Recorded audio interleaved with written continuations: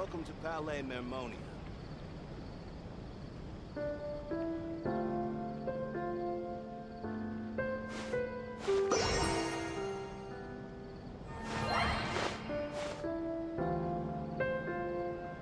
I hope the weather's nice like this tomorrow as well.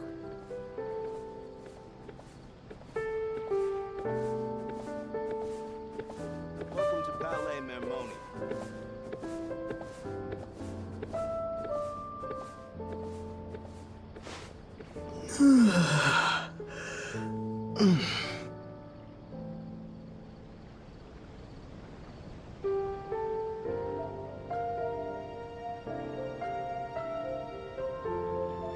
Welcome to Palais Mermonia.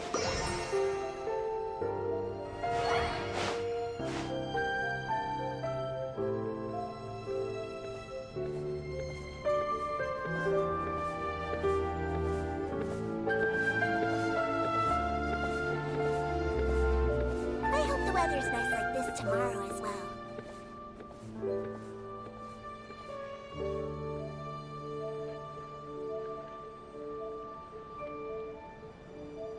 Welcome to Palais Mermonia.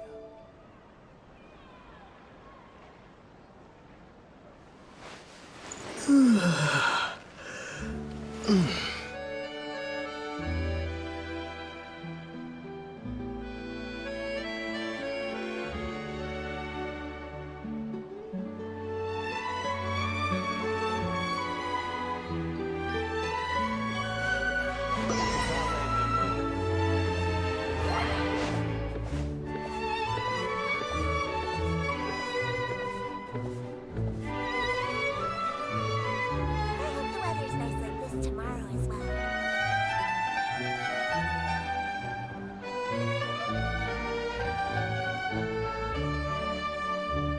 Welcome to Palais Mermonia.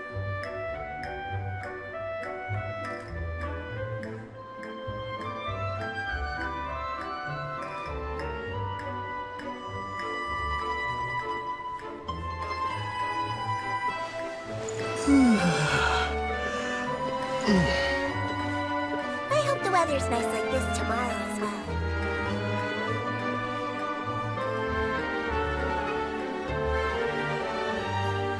Welcome to Palais Mermonia.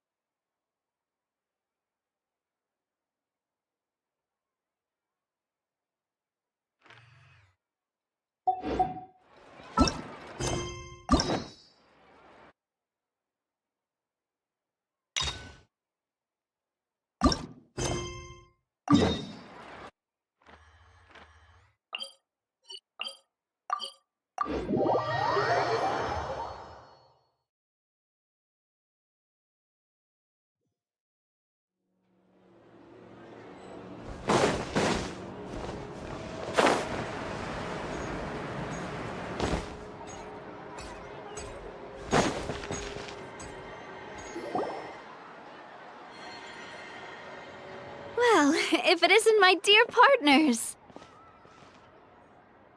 That boy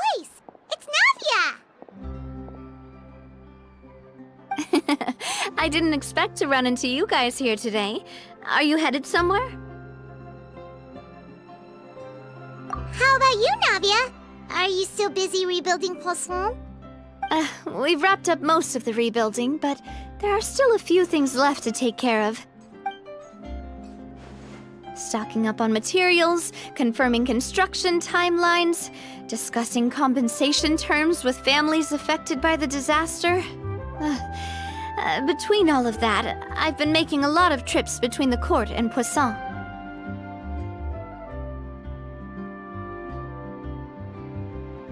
Well, though the victims have received relief payments from the court, in my opinion, as the administrators of Poisson, Spina di Rosula should take some responsibility as well.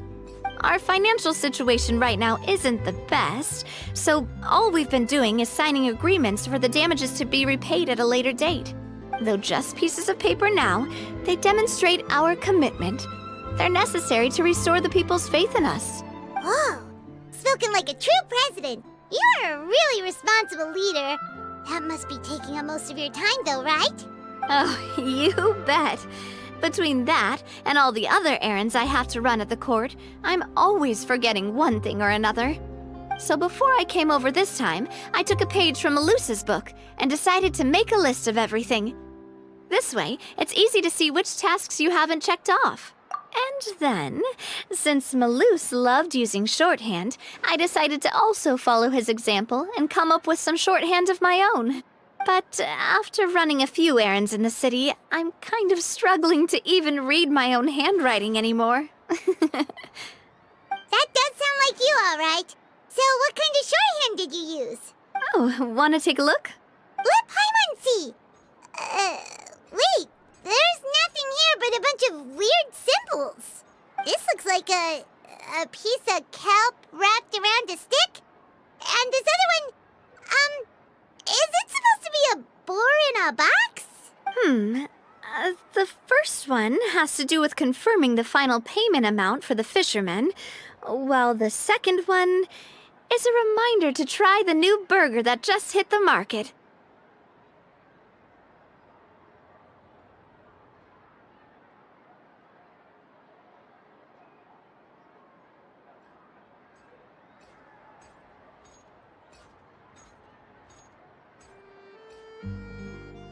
Okay, Paimon can definitely see how you might forget what each of these mean.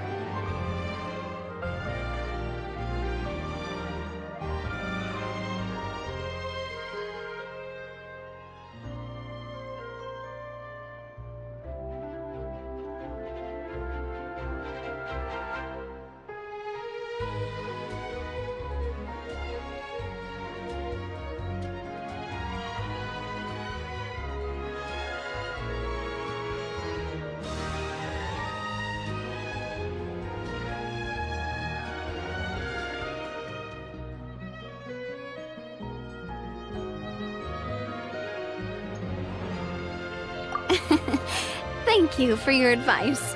These are the kinds of things you only really figure out once you've tried them out yourself. I thought that as long as I understood my shorthand when I came up with it, I'd be sure to remember the symbols when I looked at them later. Unfortunately, I've definitely proven myself wrong. Well, now you know for next time.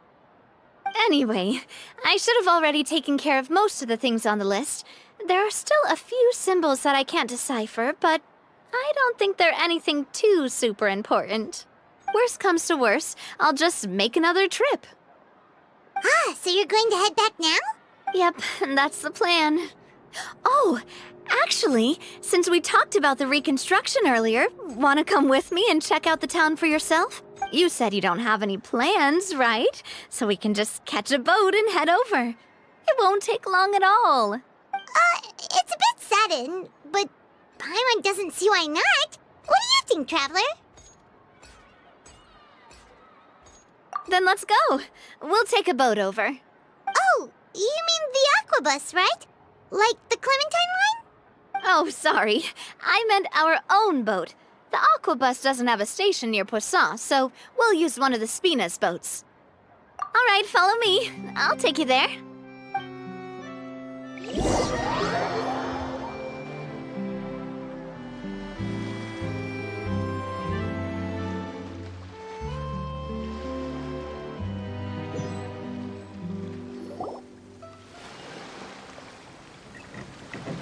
The engineer is still doing a few routine safety checks. We can head out as soon as we get the green light. So, Paimon has always wanted to ask. The 3 Aquabus lines are all named after people in your family, right? Yeah, that's right. Callus and Navia are self-explanatory, while Clementine was the name that my mother went by. If you provided the Mora to build the lines, then why isn't there even a dedicated line to Poisson? Spina di Rosula built all the lines, yet you still have to take a special boat just to go home. Paimon doesn't get it.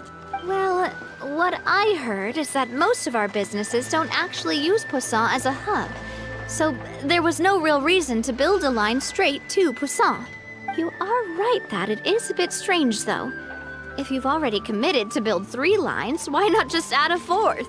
Yeah, that's what Paimon's saying. The Aquabus is so convenient, it's really a huge shame. Well, it is what it is. You know what my father was like. Even I often struggled to figure out what was going on in his head.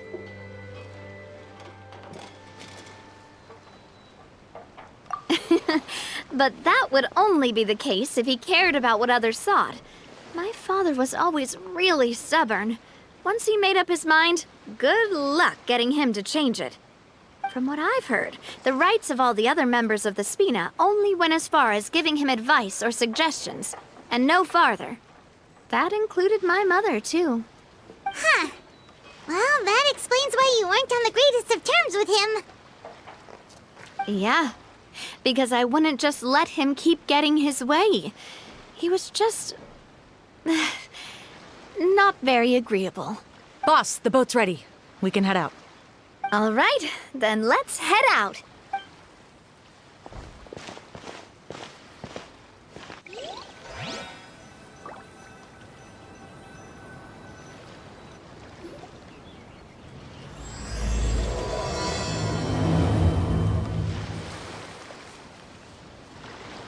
It'll be a while before we get to Poisson. Let's keep talking. Navia, what was your mother like as a person?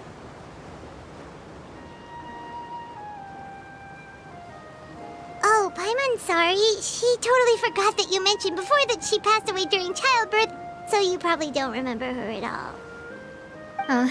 That's all right. I've heard many stories about her from the rest of the Spina. They've always said that they were sure we would have gotten along famously.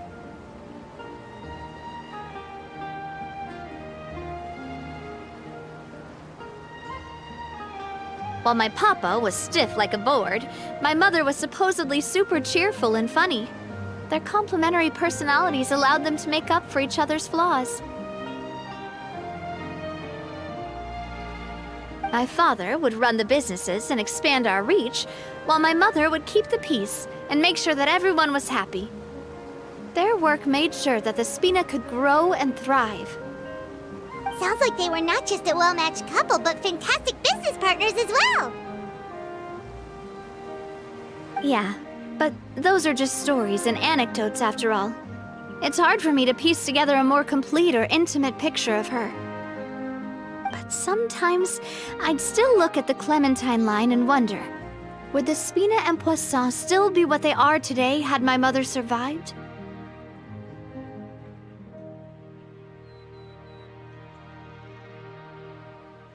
Silver once said that a name is a kind of inscription, a way to etch a memory into the world. When given a name, a cold, inanimate object can gain a completely new meaning. So, I will always associate the line with her in my heart. Over the past few weeks, I've also begun to appreciate how water can take in and hold our most intense feelings and memories, as well as how one may reflect on their past by watching the sea. I've lost many beloved people and memories to the sea.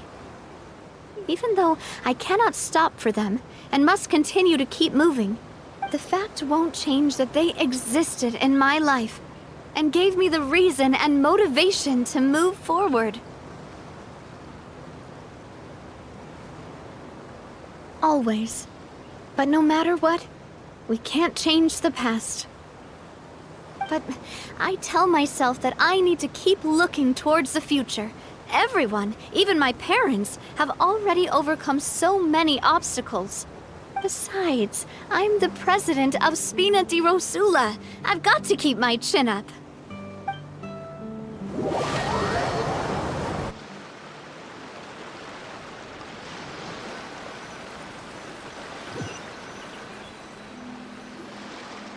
Ah, we've reached the shore. Let's go. I'll show you the new poisson.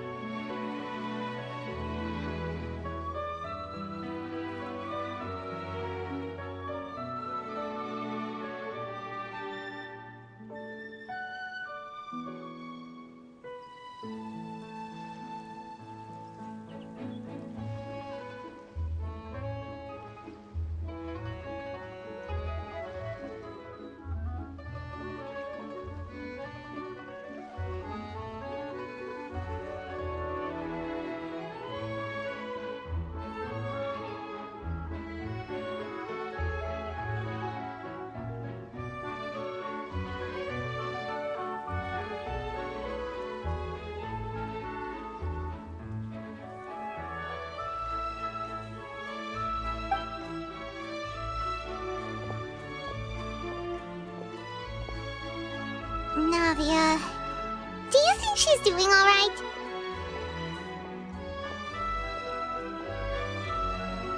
Okay. Paimon supposes you're right.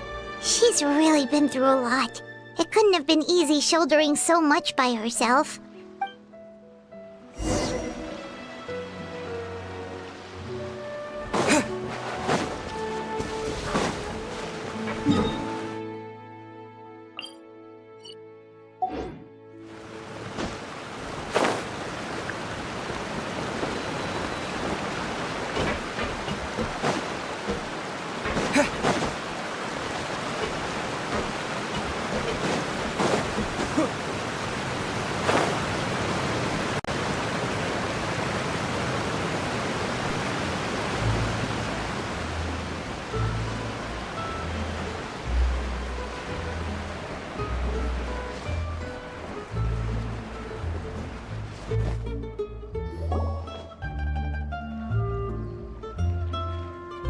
Boss, you're back!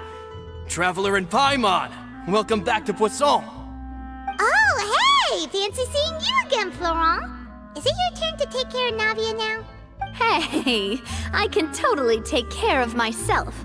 For the time being, I'll go around without any attendance. We did hand over some of Malus's old responsibilities to Florent, though. It's been really nice to have him around to help out. Thank you for the compliment, boss. As you see, I've been working closely with the boss on rebuilding Poisson. Mr. Malus was an extremely capable and respected member of the Spina. I've got some really big shoes to fill. All right. There's no need to be so formal. Everyone's practically old friends by now. Were you waiting here for me? Did we manage to make any progress on the statue? Yeah, we contacted a sculptor about the job, but they can't get started on sourcing a correctly sized block without knowing the design that we want to use first. You're commissioning a statue? So basically, we've been meaning to commission a statue of my parents in commemoration of everything they've done for the Spina and the town of Poisson. But since my father was known as Callus the Unfaithful for the longest time, it would have been too controversial to commission a statue of him. But now that his name has been cleared, and the town is also being rebuilt, I thought this would be the perfect chance to actually realize this dream. The funds to build the statue were freely donated by the people of Poisson to show their appreciation for Miss Clementine and Mr. Callus and everything they did. Me? I'm just the newbie president that's running around and causing everyone trouble. Maybe we can have this conversation again in a few decades, once I've done more for the town and the people. Hey, there's no need to be so humble. Didn't you just help save the entire country? I agree wholeheartedly. I also believe that Boss should have a place on the statue.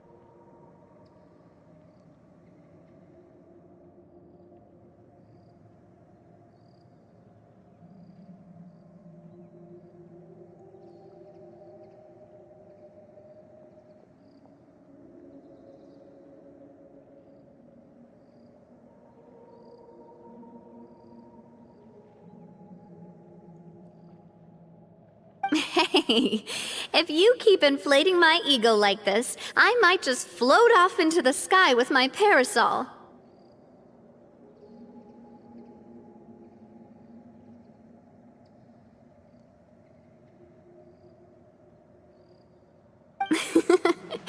Just kidding. There's no way that I'd accept that kind of compliment at face value. At a minimum, I'd have to match what my father did for the people. Thanks for the vote of confidence. I just don't think I'm ready yet. Anyway, Florent, now it's up to us to confirm the final design, right? We can ask the sculptor to start looking for a good block once we've decided on the poses for Miss Clementine and Mr. Callis. But we haven't had any real discussions yet on the possible designs. I feel like I should get a few promising designs first, and then send them over to you to review. There's no need for all that. Let's decide on a design right now. Hey, you! Come over here with me.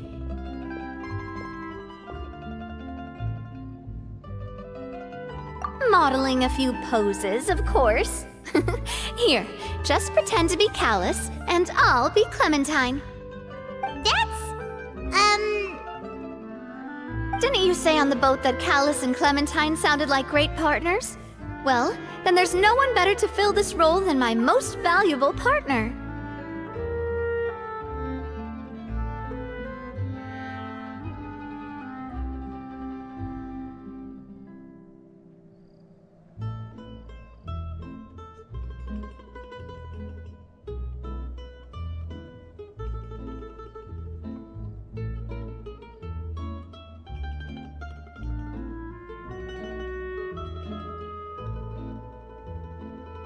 Florent, let's grab some reference shots.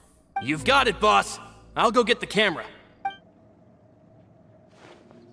Well, what do you think? Got any ideas? Well, I've actually discussed it a bit with Florent before, but I could never come up with any fresh or original ideas. It's probably because my idea of them is already kind of set in stone. So, I want to pick your brain for a bit, and see if you can come up with some new and interesting ideas. I'm all good here, boss. Feel free to start posing whenever.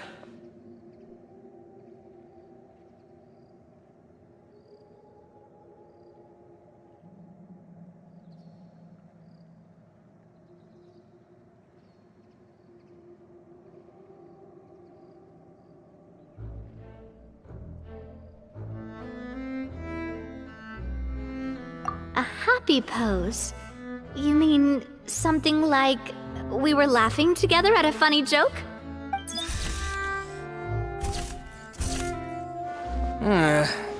Would all that be able to come through with just a picture?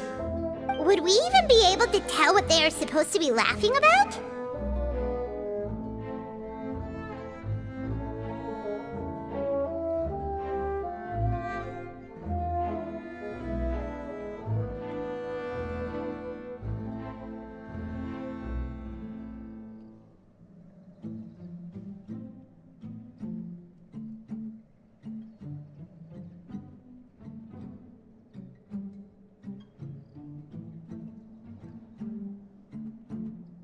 Yeah, and that'd probably be a massive pain to sculpt as well. Can one of you try striking a pose like you're talking while the other one laughs?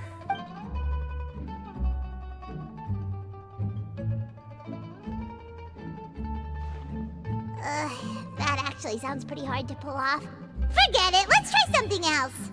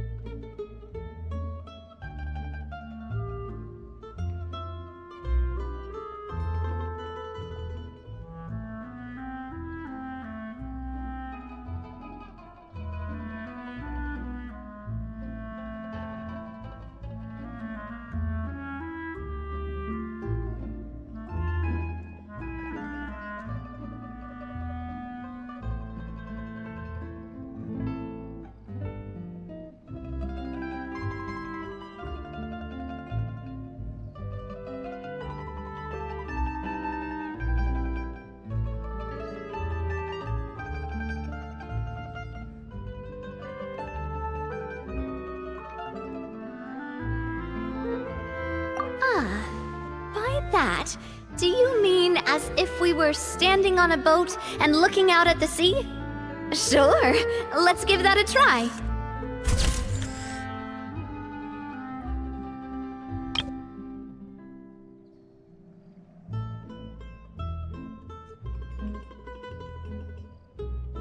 Whoa, you really remind Paimon of a captain and their first mate!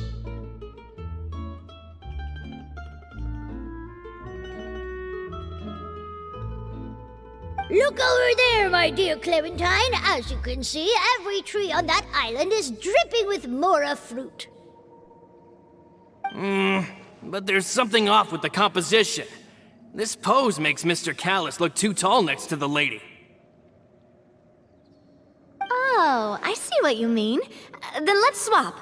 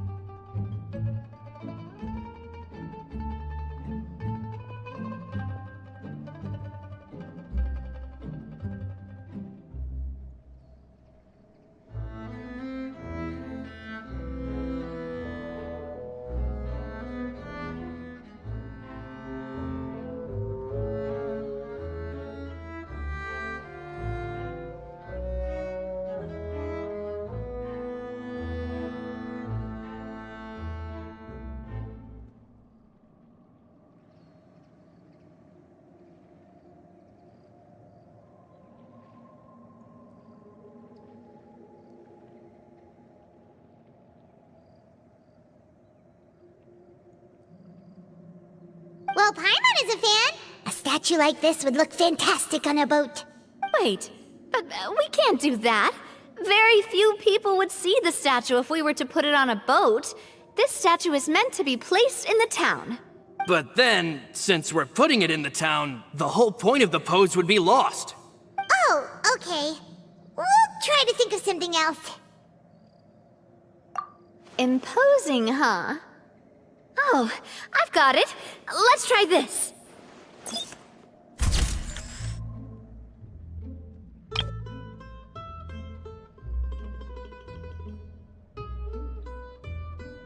This pose! It makes me recall Sfina di Rosula's glorious golden age. But isn't Clementine's pose a bit too bold and heroic? Was she really that kind of person? If we were to stick with this pose, maybe people would wonder if she was actually the real boss behind the scenes.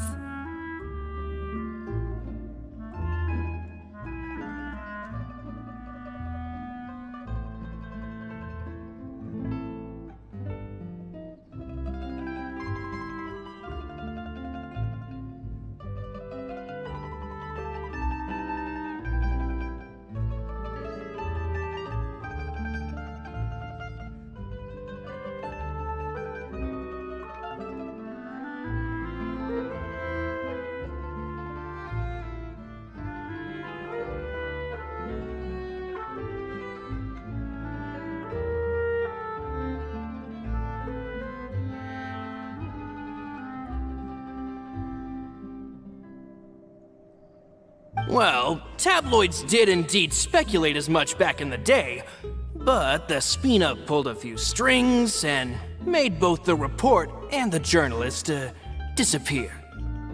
Oh, Paimon was just kidding! Please don't make Paimon disappear. What Florent meant was that we asked the journalist to choose a new alias. You're right, though, that this may not accurately represent the image of her in our hearts. Let's try to come up with something else.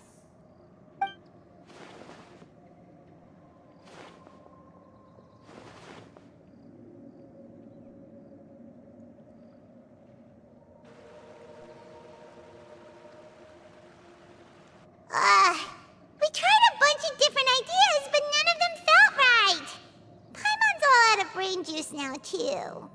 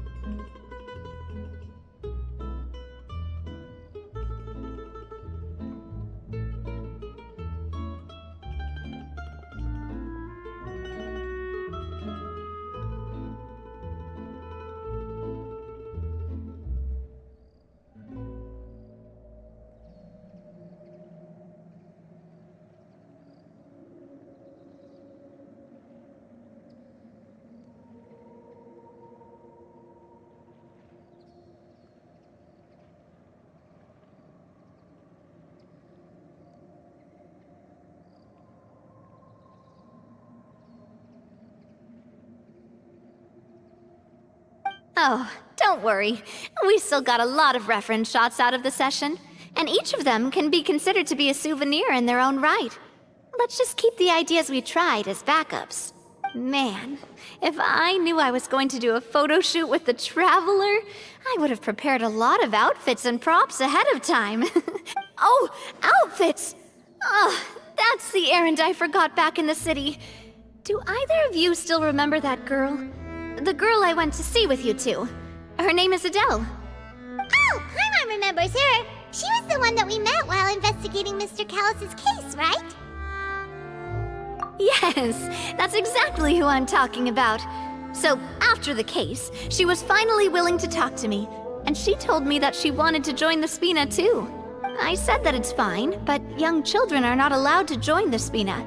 She will just have to wait a few years, and then we'll welcome her with open arms.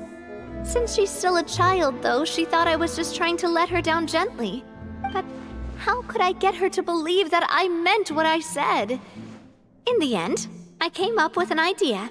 I'd have a Spina uniform made and give it to her as a gift. But I got so busy and distracted in the city that I forgot to pick the uniform up. So I did forget something important after all. Don't worry, boss. I can send someone to pick it up right away. On the matter of the statue, we should still come up with a few more ideas for the design. I'll have to trouble you to source some for me. We could have just done that from the start.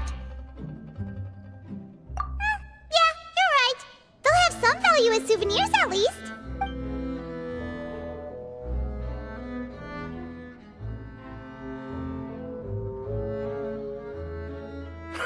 Navia! Florent, guess who's back?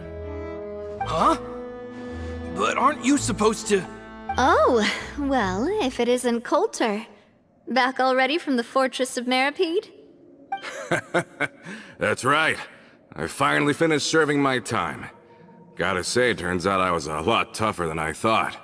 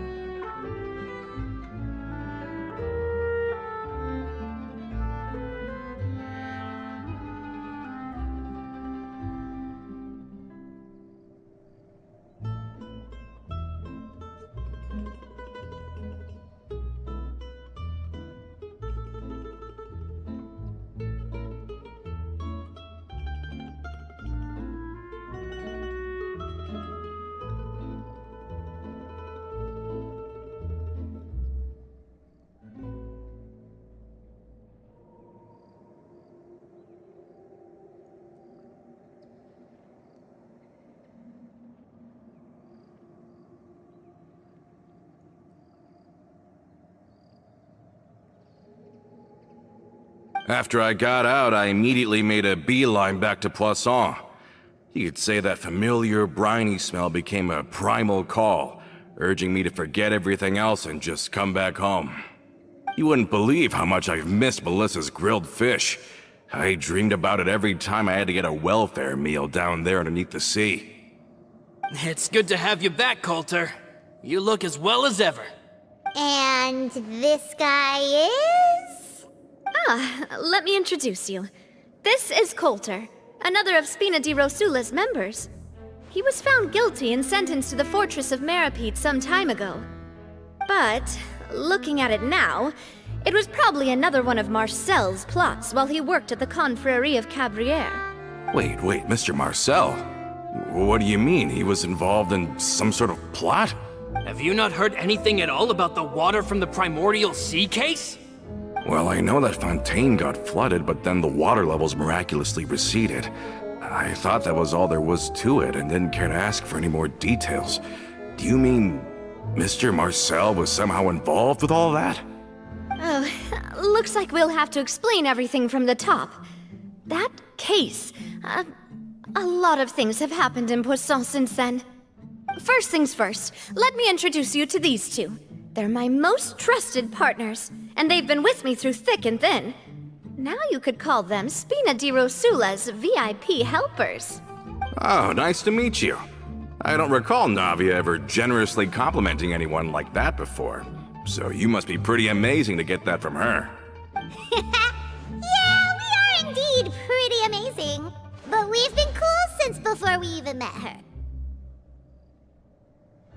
Wait, now you suddenly resist taking a dig at Paimon?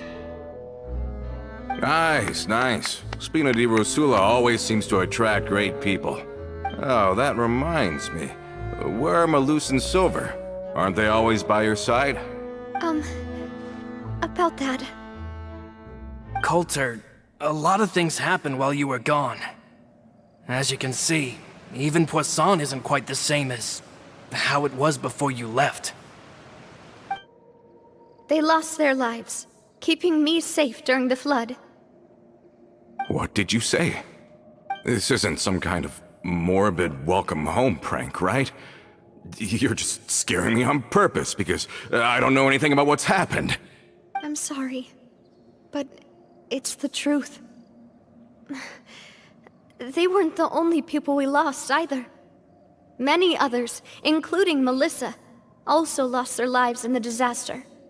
Malus and Melissa, dead. They're just gone? Malus. I was planning to give him a surprise gift once I ran into him again in town. I can't believe it.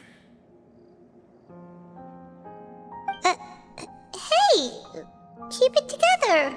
Malus and Coulter were friends for many years, and even served on many missions together during the early days of the Spina. I can understand how he feels. Let's sit down somewhere, so I can tell you everything that has happened while you were gone. Fair warning, there was a lot. Okay.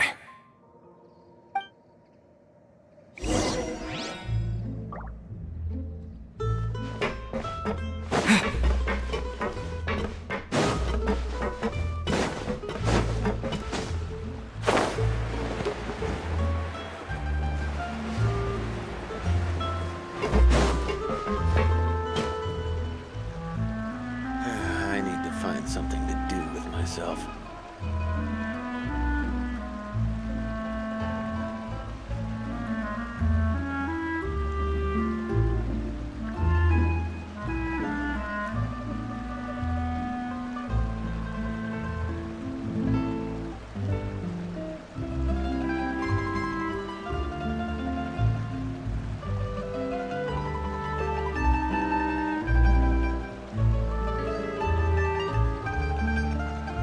I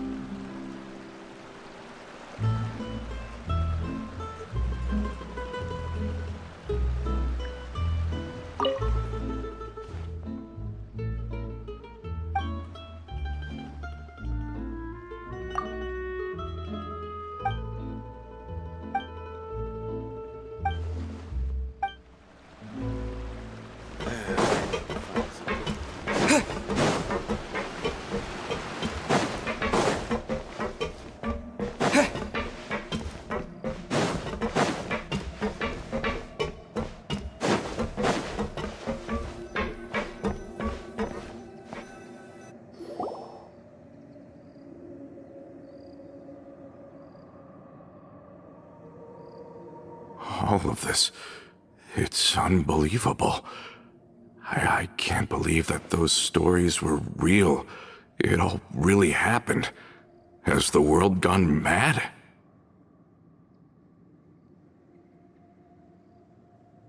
I think you and I both feel the same way about the profound tragedy of Malus's loss. And the sheer depravity of Marcel's actions. I thought Mr. Marcel would always stand by the Spina. Everything he had, the Spina gave to him. It's unconscionable to have received all that, and yet still plot to kidnap and dissolve you for his insane research. The good news is that the Confrérie of Cabriere is no more. Gone with them too is the entire synth manufacturing and distribution network. We finally closed the curtain on that long struggle. Are you sure? But if Marcel wanted to rebel against us, he probably sent word in secret to Romeu. Rome who? Not a name I've heard before either. Florent should remember him. You see, there was once a major internal dispute regarding funding the construction of the Aquabus lines. Romeu was the leader of the faction that thought such a vast sum of mora would be better spent improving the town of Poisson.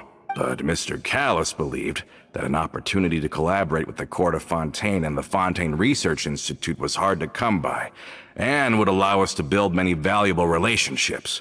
Not only would the Aquabus be a good business investment, it would also boost our reputation among the general populace, eventually paying us massive dividends down the line. But the two couldn't come to an agreement.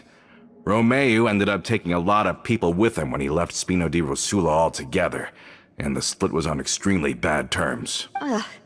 And with Papa's stubbornness, I can definitely imagine how it must have gone down. And of course, when he was suffering the slings and arrows of outrageous injustice, those relationships that he spent a fortune to build didn't help in the least. Yeah, you could say it was the price he paid for sticking to his beliefs. Oh, that's a good point. If Callus was really as stubborn as you say, then wouldn't he have argued with the rank and file all the time? Oh yeah, it eventually became a thing that just happened on every day that ended with Y. But Navia, boss, you might not know this, but he wasn't always like that. He used to be a lot better with taking counsel. With him listening to our advice, and Ms. Clementine also frequently on our side, it was pretty smooth sailing for a good many years. But on the matter of the Aquabus, even Ms. Clementine completely stood by Mr. Callus's side.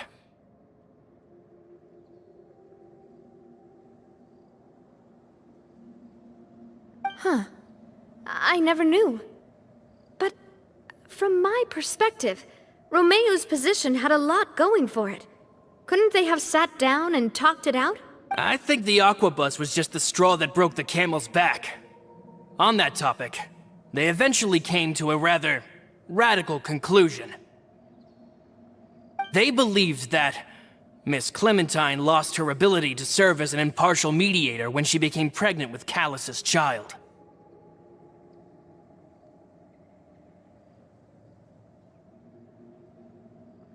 So, they thought she had betrayed them? But that doesn't make any sense. Before she was their mediator, my mother was also her own person, and a member of the Spina. She should have the right to take any side she wished. Yeah, but to them, even taking a side was betrayal enough. They felt like their voices could no longer be heard once their sole mediator had gone over to the other side.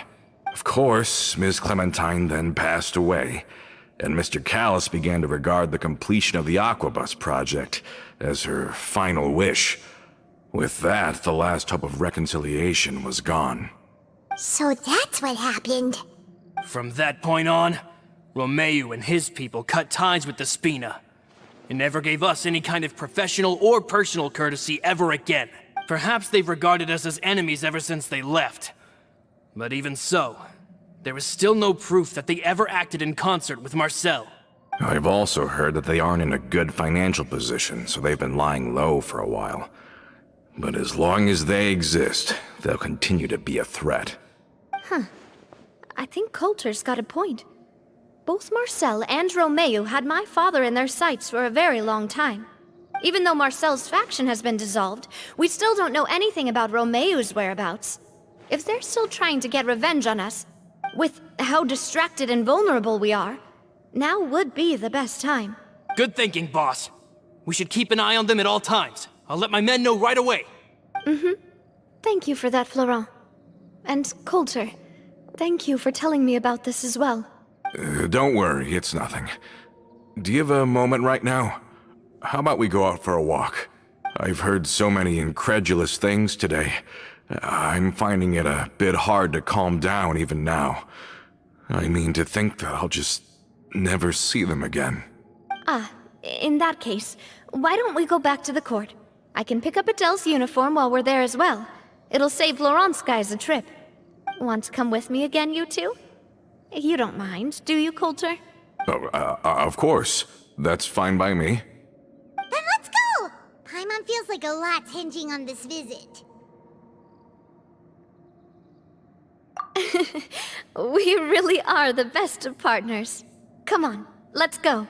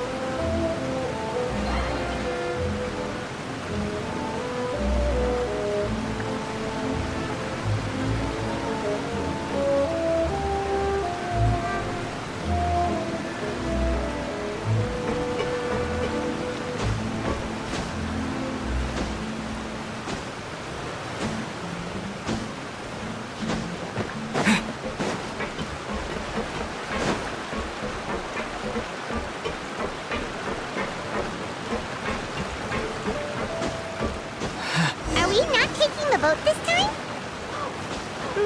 It's nice to walk from time to time, isn't it? Think of it as something like a hiking trip. Once we're there, we can stay a few days before we return. Sounds good. I haven't walked this road in a long time.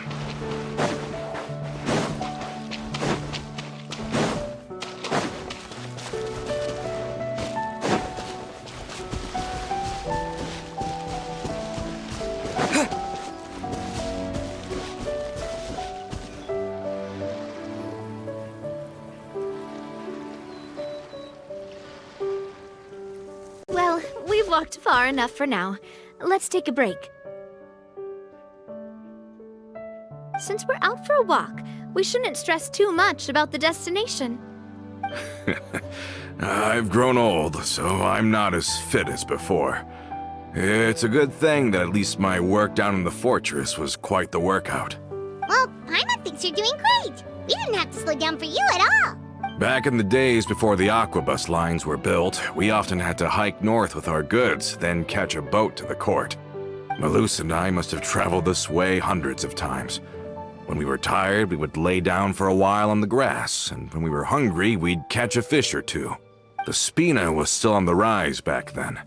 Mr. Callus was generous, and everyone had the chance to strike it rich. So, of course, we all worked really hard.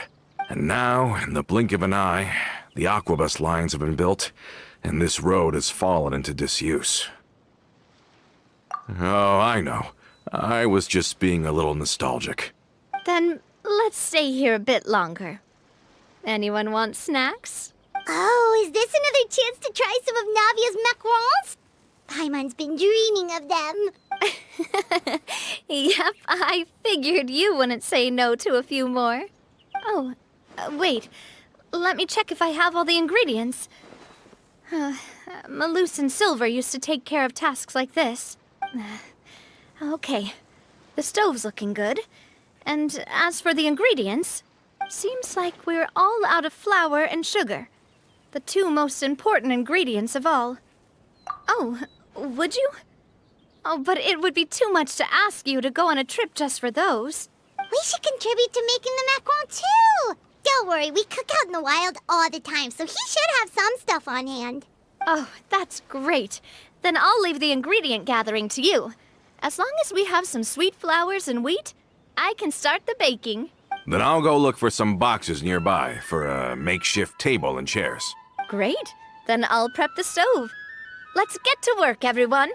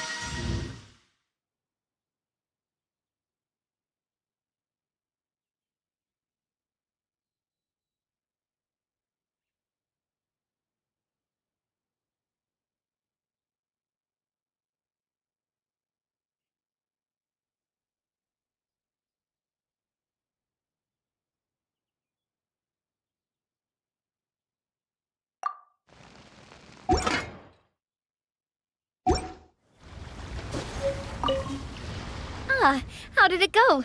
Did you find the ingredients?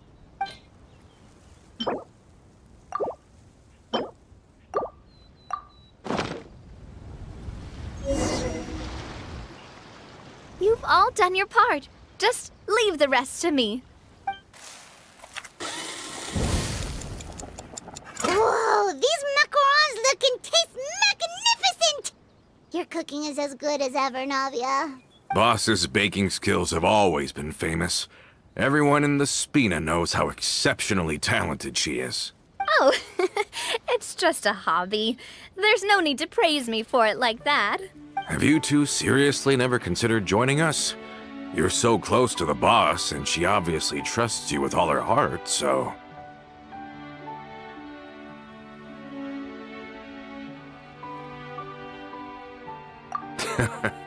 Was it that obvious? I just thought you would be a great fit, that's all.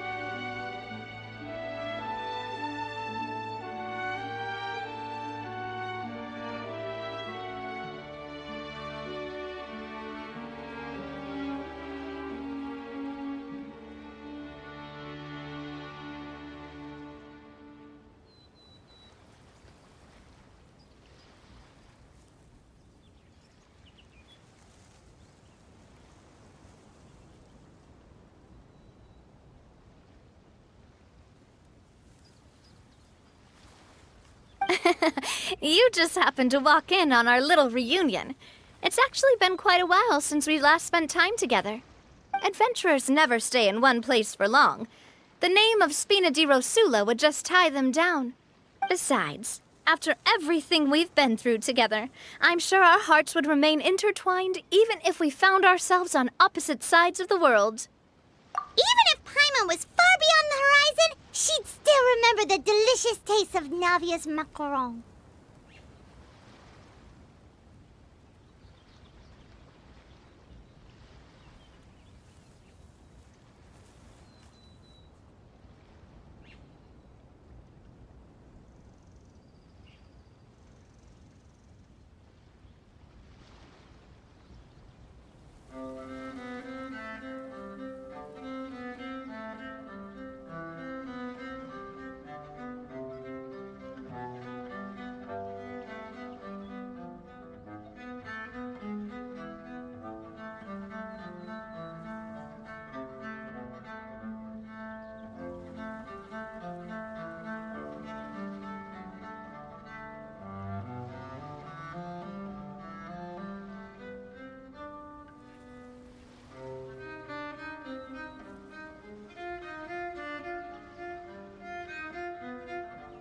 I understand now. Then I am very lucky indeed to have been graced with the chance to meet the two of you. I will endeavor to make the most of this short yet fortuitous encounter, and enjoy every moment we spend together. We've got no wine with us, but let's still toast with water, in celebration of this moment.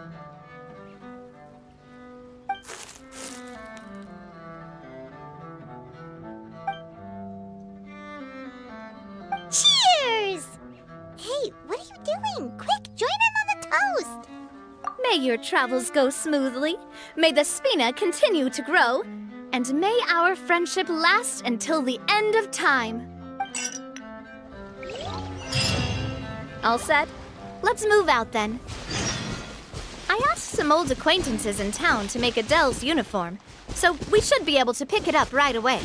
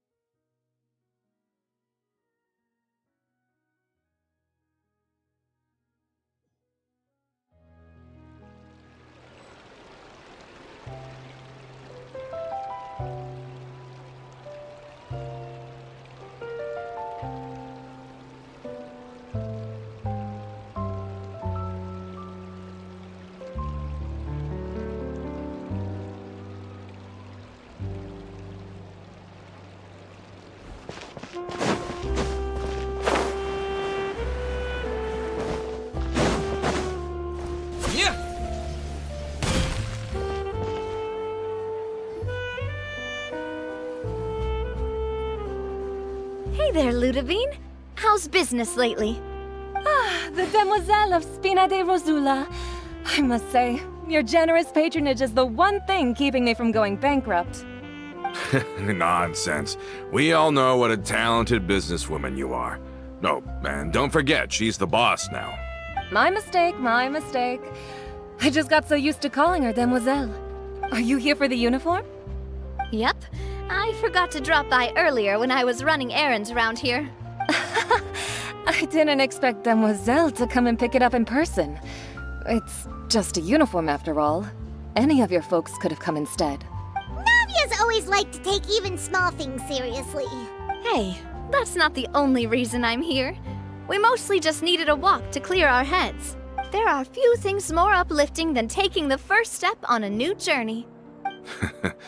Boss has got a point. Going on a trip with friends is always better than staying cooped up at home. Very well. Please, wait here while I retrieve the uniform for you.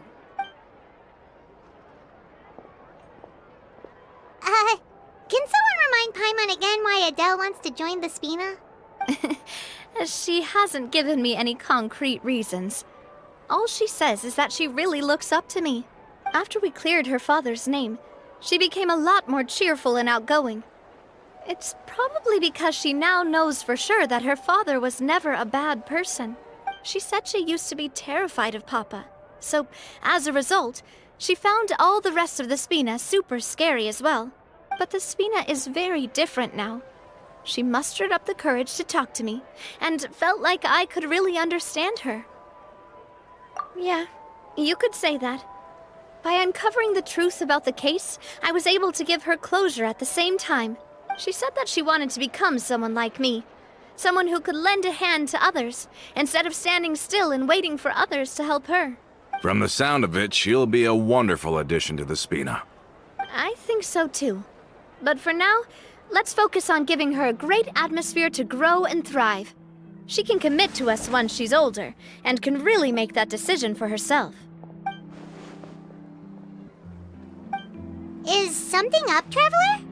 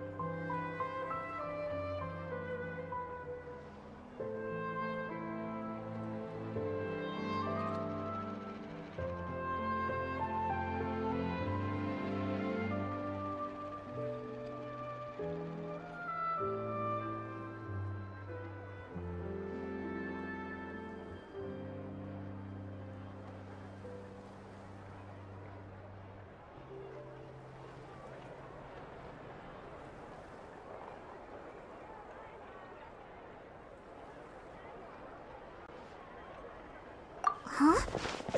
Tailing? Oh, Paimon's coming. I'll go check it out too. Coulter, please hold on to this for me. All right.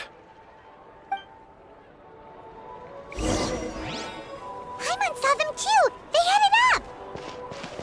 Stop right there!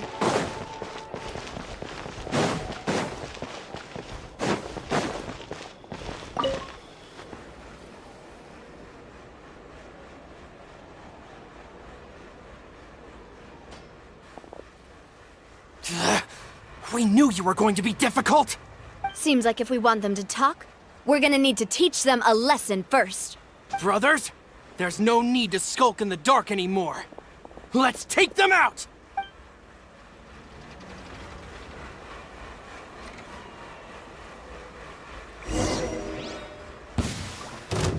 Feeling lucky? Ah!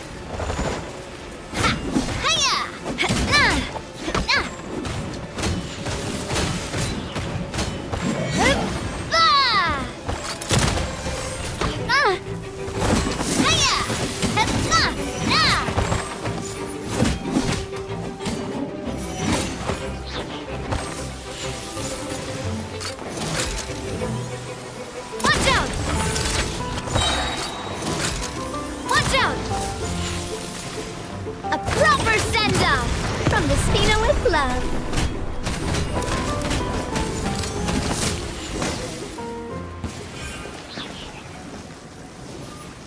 Now, talk. Who are you? And why were you tailing us? Don't think we'll let you off easy if you keep silent.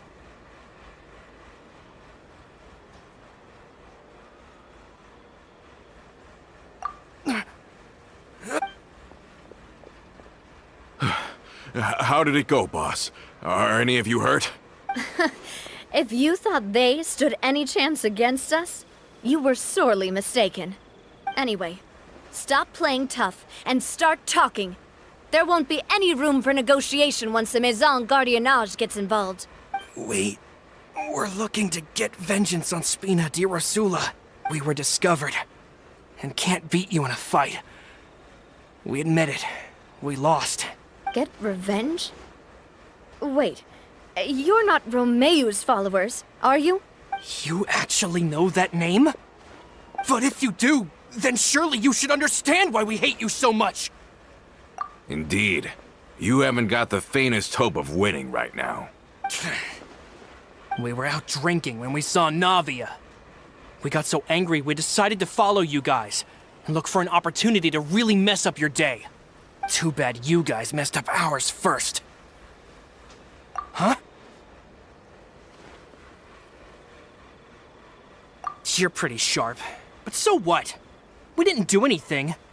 And now it should be pretty obvious that we can't do anything to you anyway. Seeing you like that just really ticked us off. And we let the drink go to our heads. Listen, Callus is long dead. No matter what happened in the past, I want to be able to start things anew. I am the current president of Spina di Rosula. If your boss wants to talk with me, I'd be happy to meet with him. I won't press charges for your attack. That should also help demonstrate my sincerity. I understand. Thank you.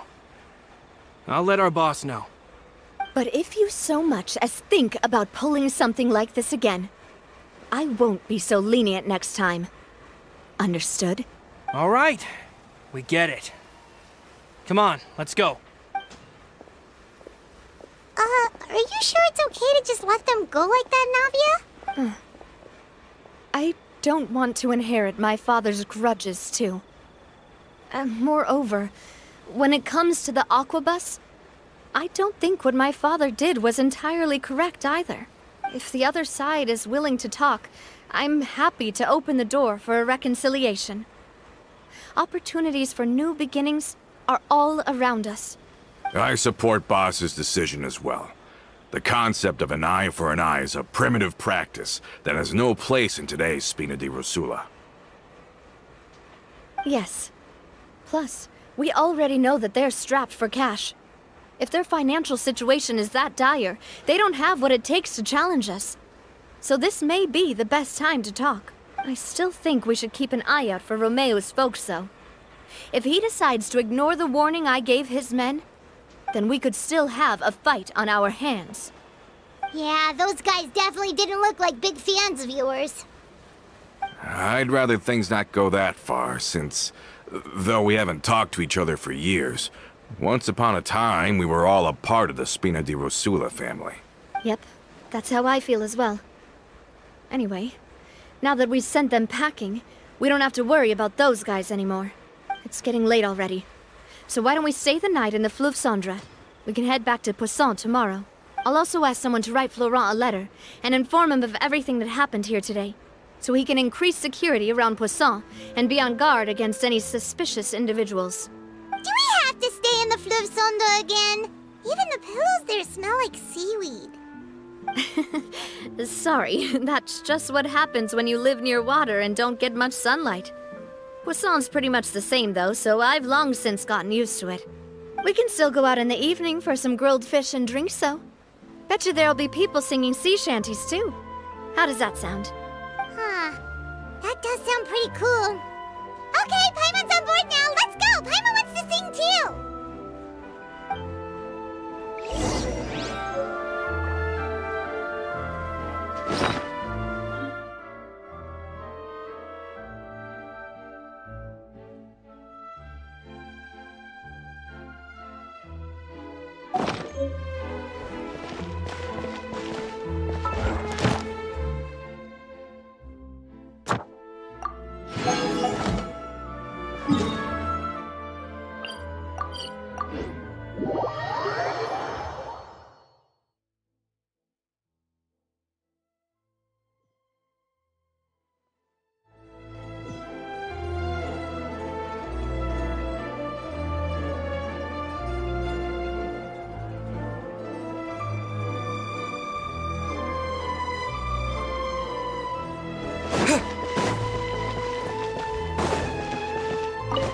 Add Astra. Thank you for completing. Add Astra.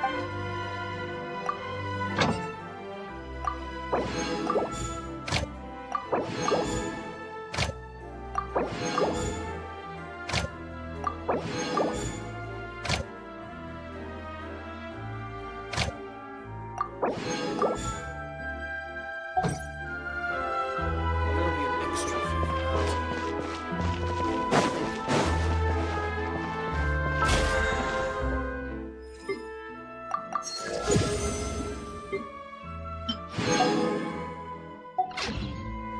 Exactly, but none of them believed me.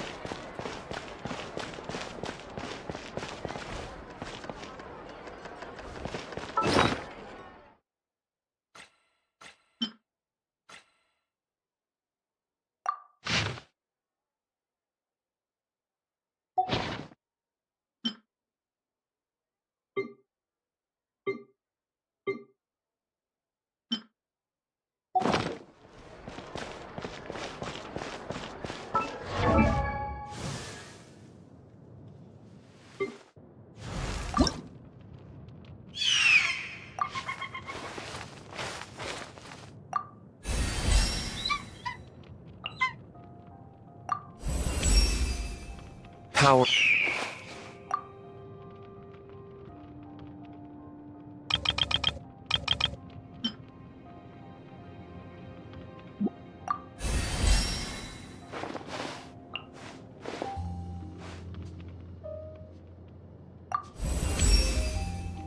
What?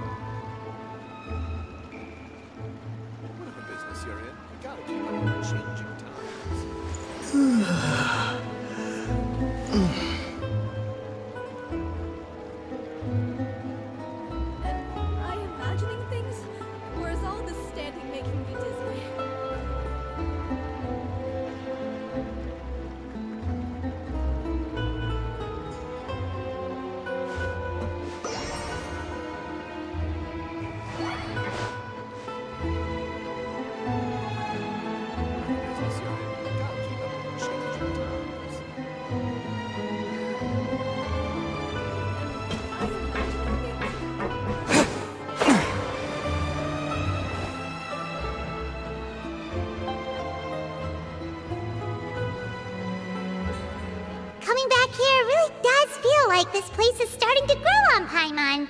If you think about it, it would be kind of weird if the Spina's base at the court was some super luxurious building like the Palais Mermonia. Totally. Right on the money, Paimon. Although, of course, with the continued growth of the Spina, Papa wanted Poisson to eventually grow into a metropolis, not unlike the court. He was a very ambitious man, who rarely looked behind or beneath him. For better or worse, that always made him stand out from the crowd. And that's also why people hated him just as much as they loved him. All right. Why don't you go wait for me at the restaurant? I'll go do some prep, and I'll get someone to tidy up your room while I'm at it. You can use the same room as last time. You still remember the room number, yeah?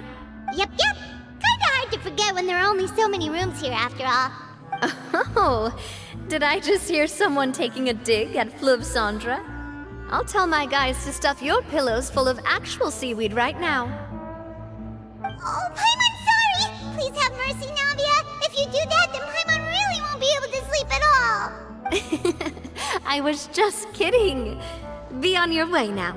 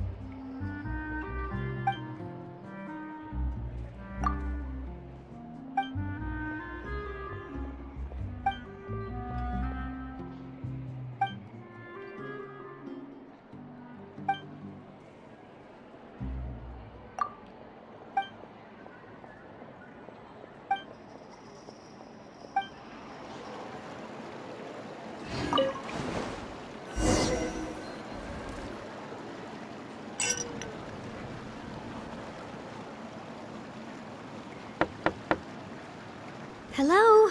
Are you asleep yet? Oh, no, not at all. I just figured that since we don't get to enjoy nights like these very often, we should try to enjoy it to the fullest. Wanna go fishing? I've got some rods and lures ready. Oh, so that's the prep you were talking about. Sure, we'll come.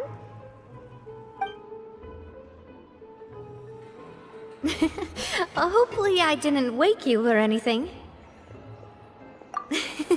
I knew it! You really are my best partner. Okay, let's go. To the fishing spot.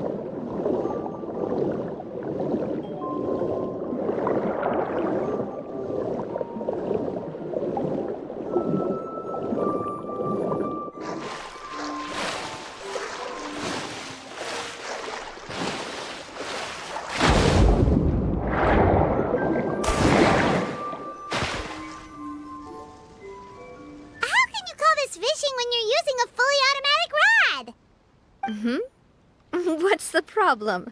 Lots of people in Poisson use rods like these. But shouldn't fishing be all about, attentively watching the float and then excitedly reeling in the catch when you finally hook something?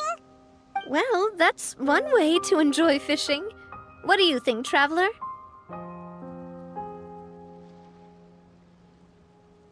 Then, let's try regular rods next time.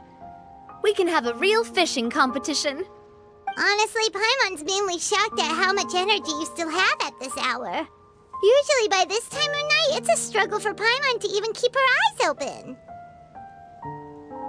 Huh. It might just be something that runs in my family. That's a thing? I'm sure you'd get even sleepier if I delved more deeply into it. Anyway, I was just thinking about how grateful I am to my mother, as well as the rest of the Spina. My father always had a lot of unrealistic expectations for me. But the more that he tried to get me to become like him, the less I wanted to listen to what he had to say. My mother never had those kinds of expectations, though. I've heard that she had only one wish for me, which was that I would have a happy and secure childhood. All the members of the Spina greatly respected her wish, so no matter what I did as a child, they were happy to humor me. Can you imagine? Whenever my father wanted to scold me for something I'd done, everyone would form up into 2 rows and just stand silently and listen to him rant. Maloose and Silver were always there too. No matter what Papa yelled, nobody else would say a word. Eventually, Papa must have recognized scolding me over trivial matters was pointless, because he eventually stopped getting on my case so often.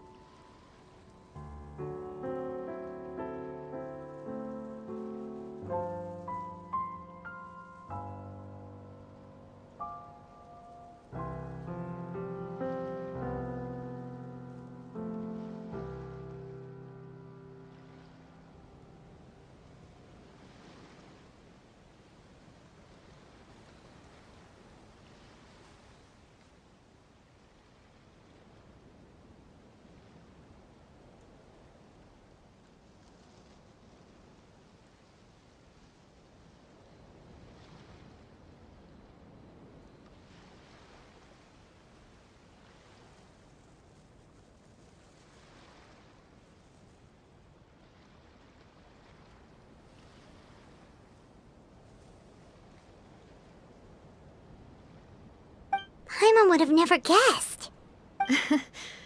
Yeah. Looking back on it now as an adult, I can hardly believe how patient and kind everyone was.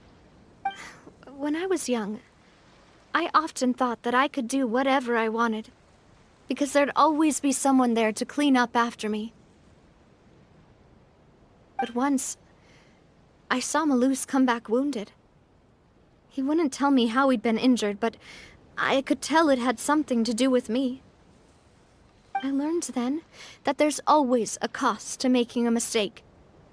The more you care about those around you, the more you should care about doing the right thing to the best of your abilities. Because if you do falter, there'll inevitably come a time when you'll have to face the consequences. And when that time comes, those most precious to you really will throw themselves in front of you and pay the price for your mistakes. Sorry. I shouldn't have brought that up. I wasn't planning to talk about sad things tonight. Basically, I was just saying that the nurturing atmosphere of the Spina must have been my mother's legacy, rather than my father's. And if that's the only way that I can continue to feel her love, then I'd like to pass that warmth on. Is that why you let those guys go today? Mm-hmm.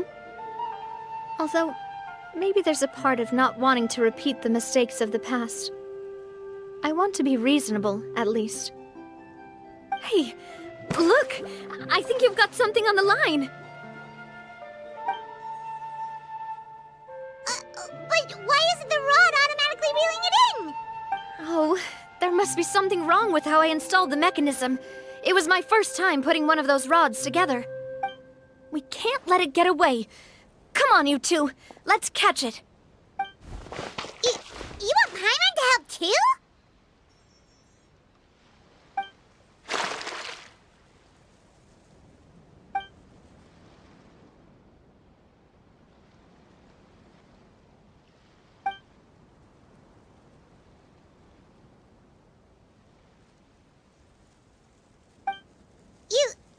You didn't attach a hook to your line?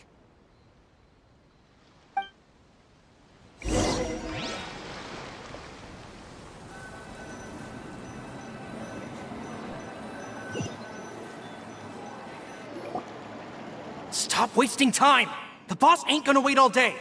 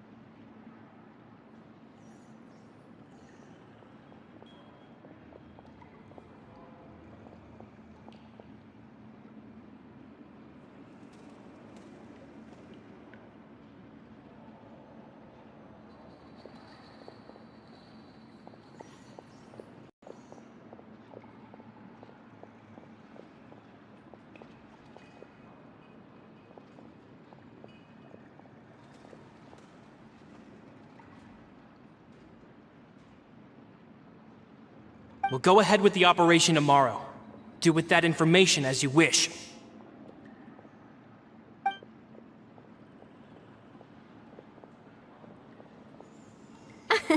Well, your rod was missing a part too, so I guess that makes it fair.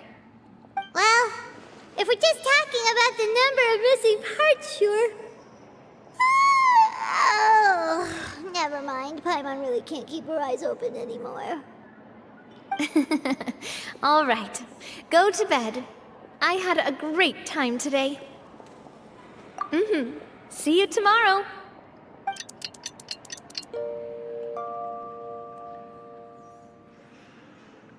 So how was last night? Did you get a good night's sleep?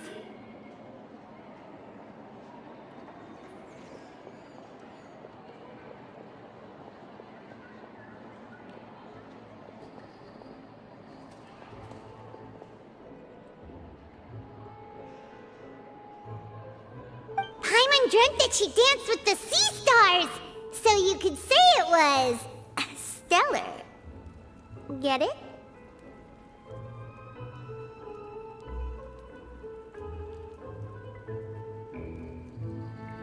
Huh.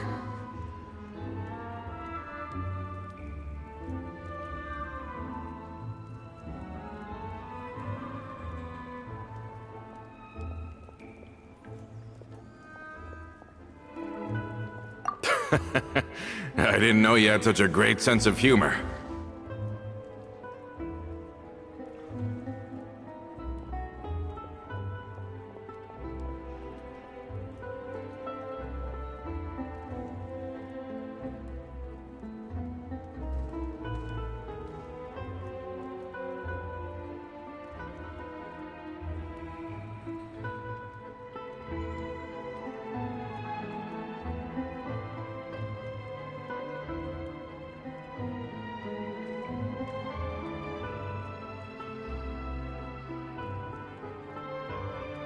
See? This guy gets it! Anyway, let's head out. I'll arrange for a boat to take us back to Poisson. I'm sure Adele will be happy to see you two again. Paimon hopes she'll really appreciate your gift. I hope so too.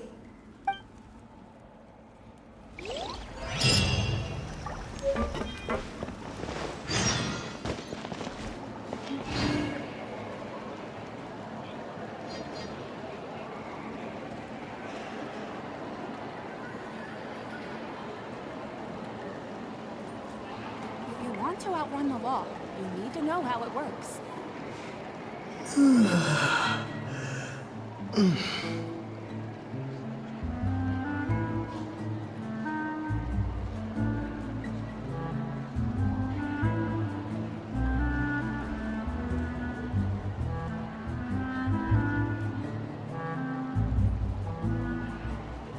you want to outrun the law, you need to know how it works.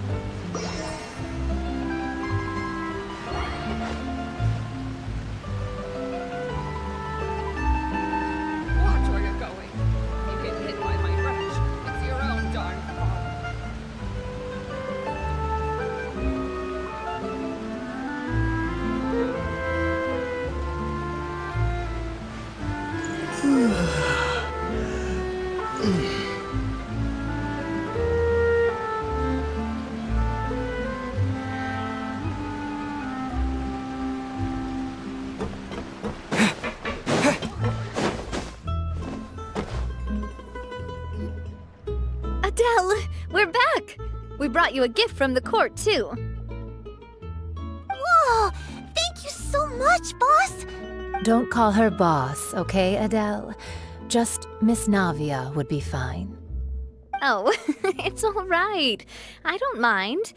Besides the gift, I've also got another surprise. Guess who's here? It's been a while! Oh, it's you two. It has been a while indeed. Thank you so much for your help on Jacques' case. I've heard that you also helped save all of Fontaine. You're truly just like the great heroes of legend. You're really amazing! And if Miss Navia's your friend, then she must be super amazing too! What's in this thing? Can I look? Of course. Go ahead. Oh, it's a Spina di Rosula uniform! Is it for me? But isn't it a bit big? Well, it's a gift for future you. When you first told me that you were interested in joining the Spina, I was overjoyed. But it's the Spina's responsibility to protect everyone as well.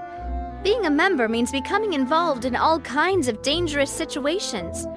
And since you're still young, I don't want your mom to have to worry about your safety.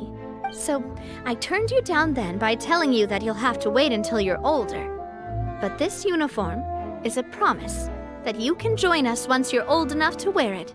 Oh, so that's it! Well, thank you so much, Miss Navia!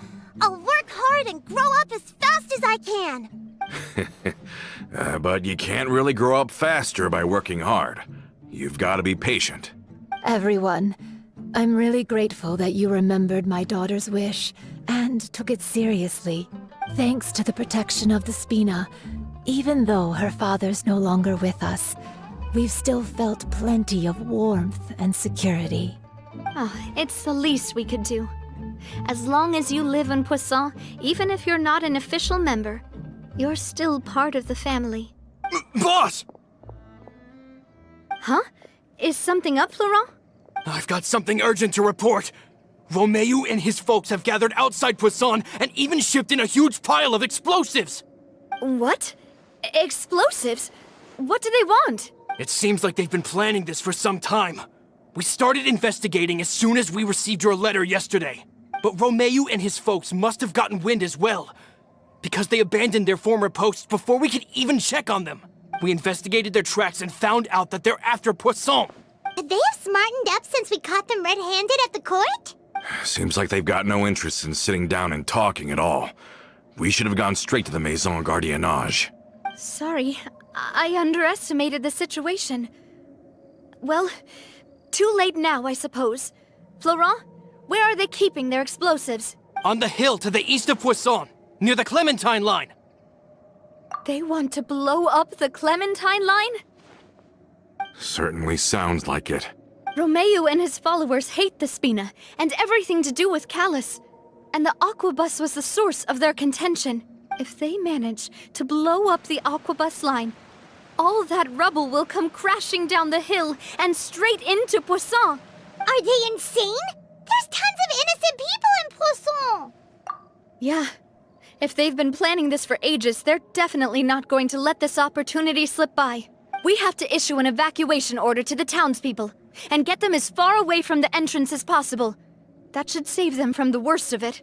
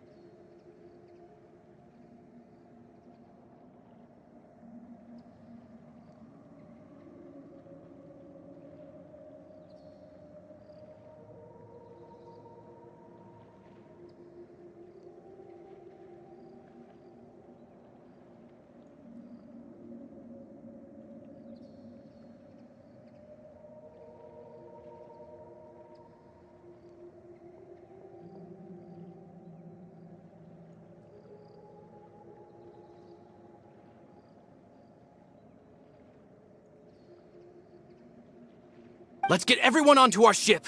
That should be the safest place.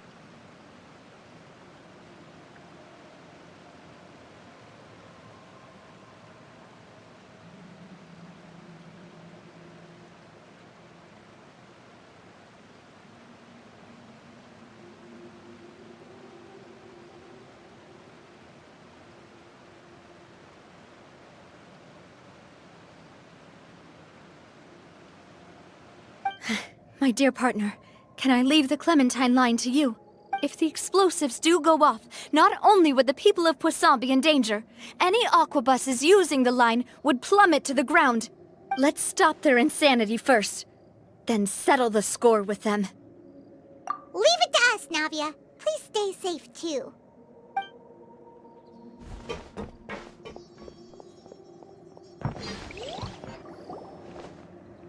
Let's go, you two. We've got to act fast. Miss Coralie, please take Adele to the ship.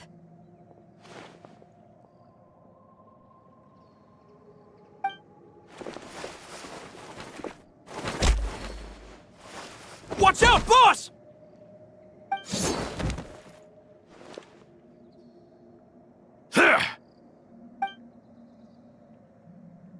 What do you think you're doing, Coulter?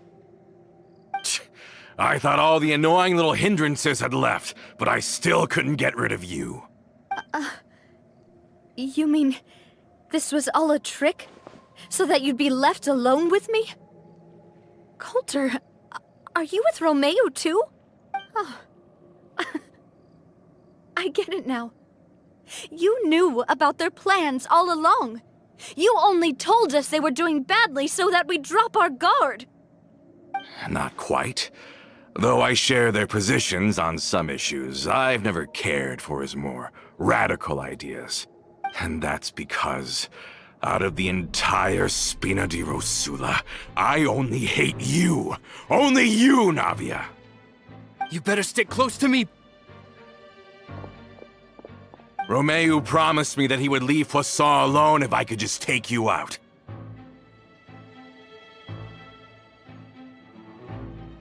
But it was like you were glued at the hip to that pesky traveler.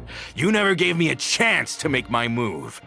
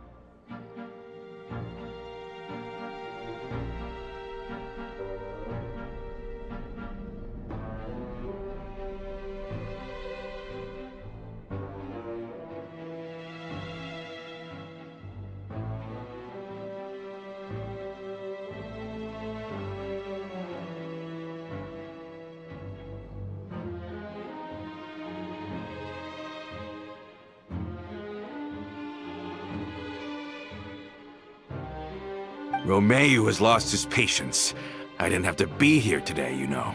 But I swore that I'd kill you, even if it meant being buried with you in the rubble. Why? Only someone as clueless about the past as you would ask such a foolish question. You never saw the heyday of Spina di Rosula, nor did you ever live through the golden age of Poisson. But I saw it all with my own eyes, and then I had to watch it all die, little by little. And it was all because of you, Navia. Clementine died because of you. Callus died because of you. Malus and Silver died because of you. And so many more dead. Everyone dead, all because of you. So the shock and grief you showed us before, that was in Act 2?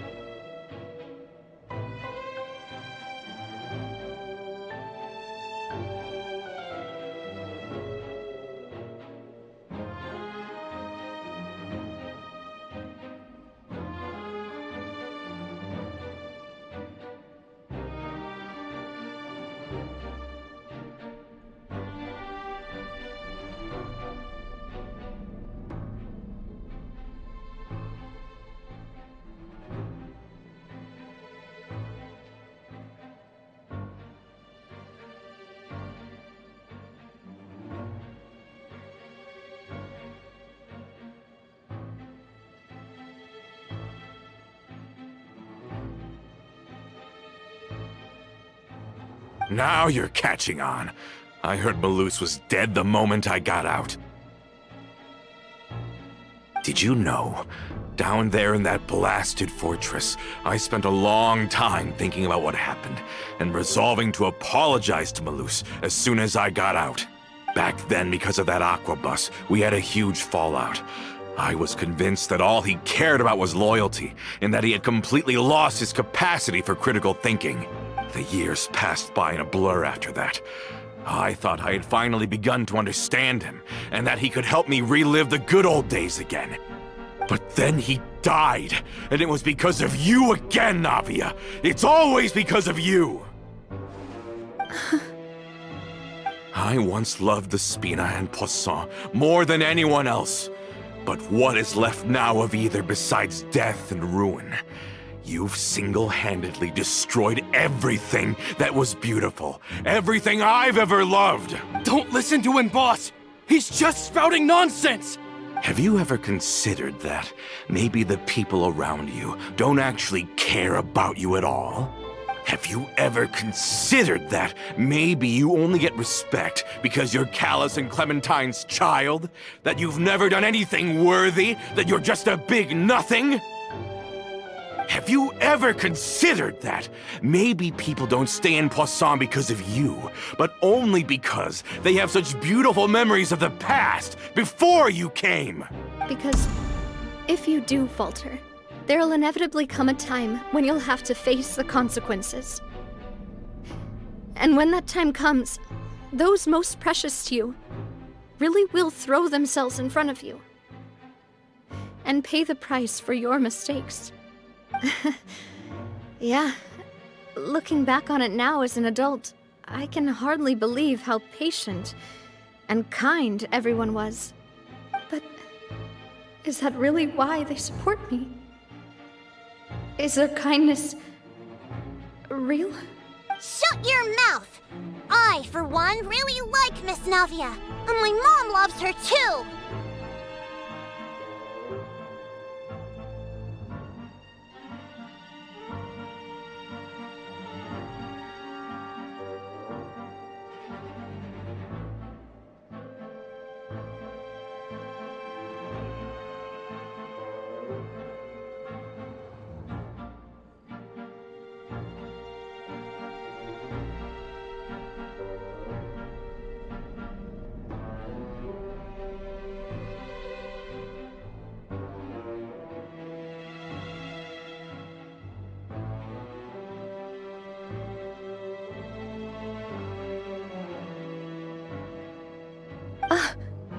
I don't know how to explain it, but I like her, and that's that!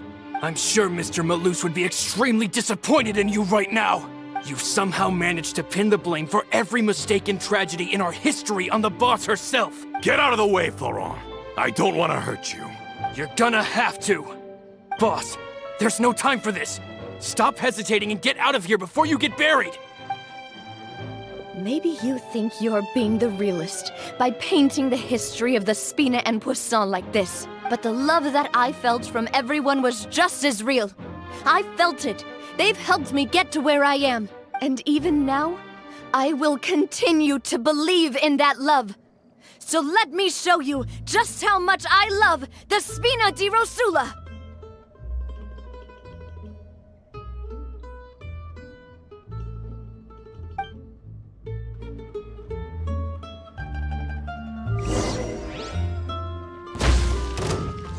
Umbrella warfare, I guess! Ha! Where'd that come from? Watch out! Oh!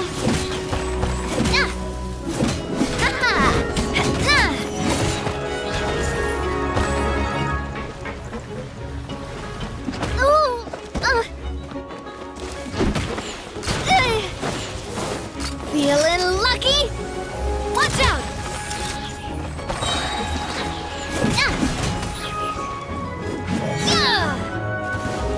A proper send-off from the Spina with love. Umbrella warfare, I guess.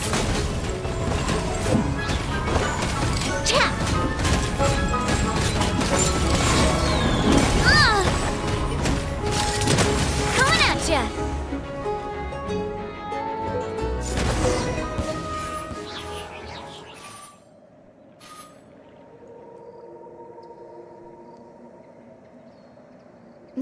Florent, I'll leave the town to you. Summon the other members and help with the evacuation of the townspeople.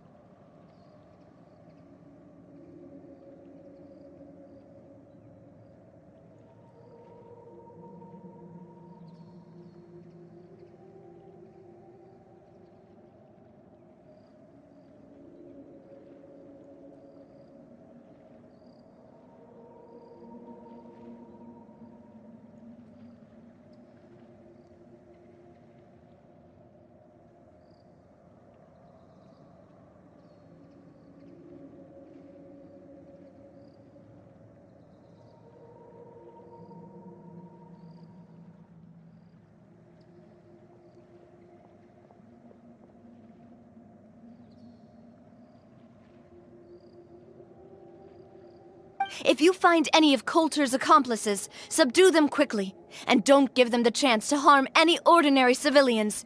I can't allow my partner to face the danger on the Clementine line alone.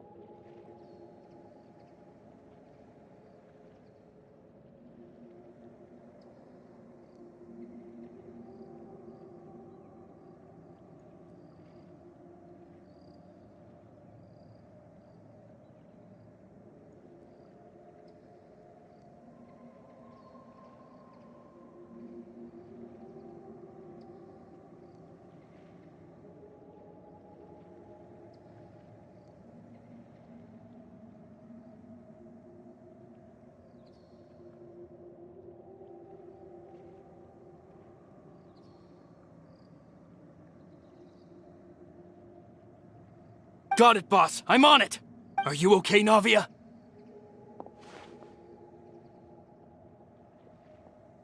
I don't know, but I have to go.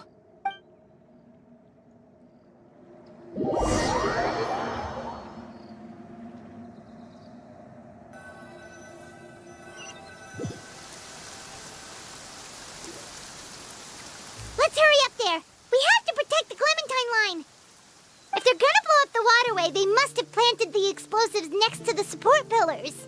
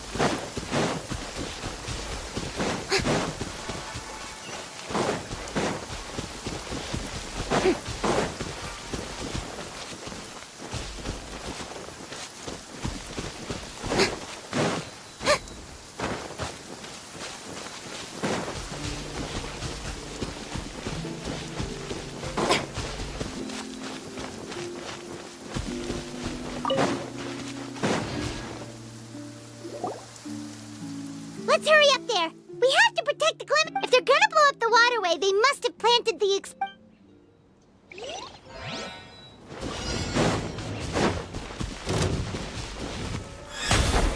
Strike a pop!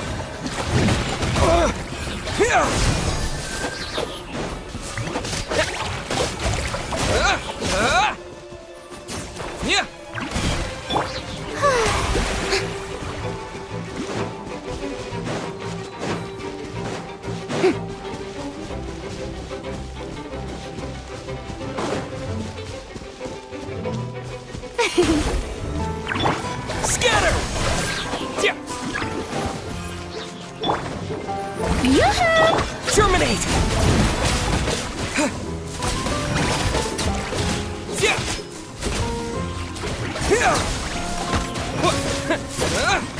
He certainly brought a lot of muscle. They're really slowing us down. But if we're meeting resistance, we must be heading in the right direction.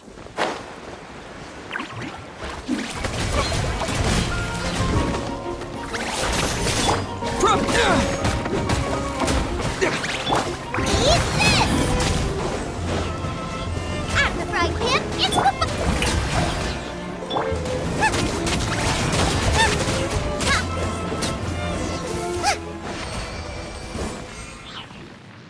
These must be the explosives, right?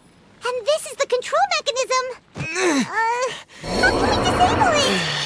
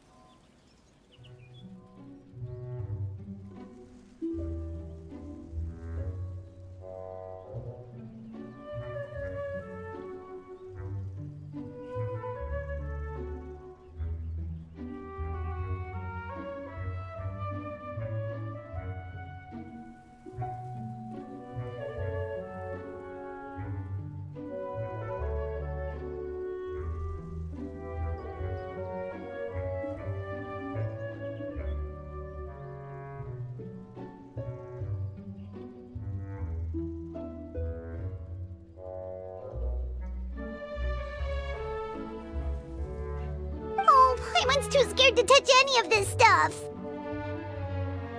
Huh? There's a strangely shaped hole here. What is it for? Oh, that certainly sounds possible. Maybe one of the people we just beat up has the key. Okay, you take this side, Paimon will take the other. Let's see what we can find.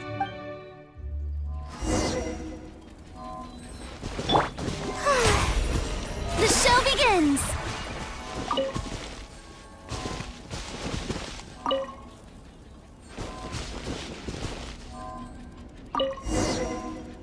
Oh, you found it! That's amazing!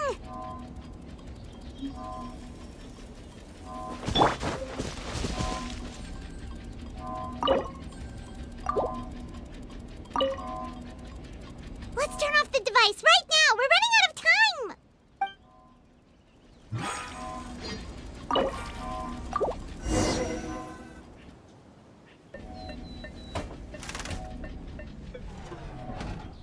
That should do it, right? Navi and Florent should be able to relax now.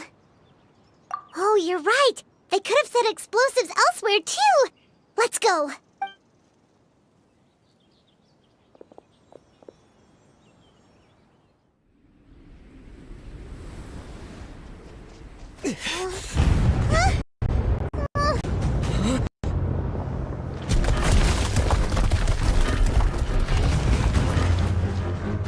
They're gonna bury Poisson!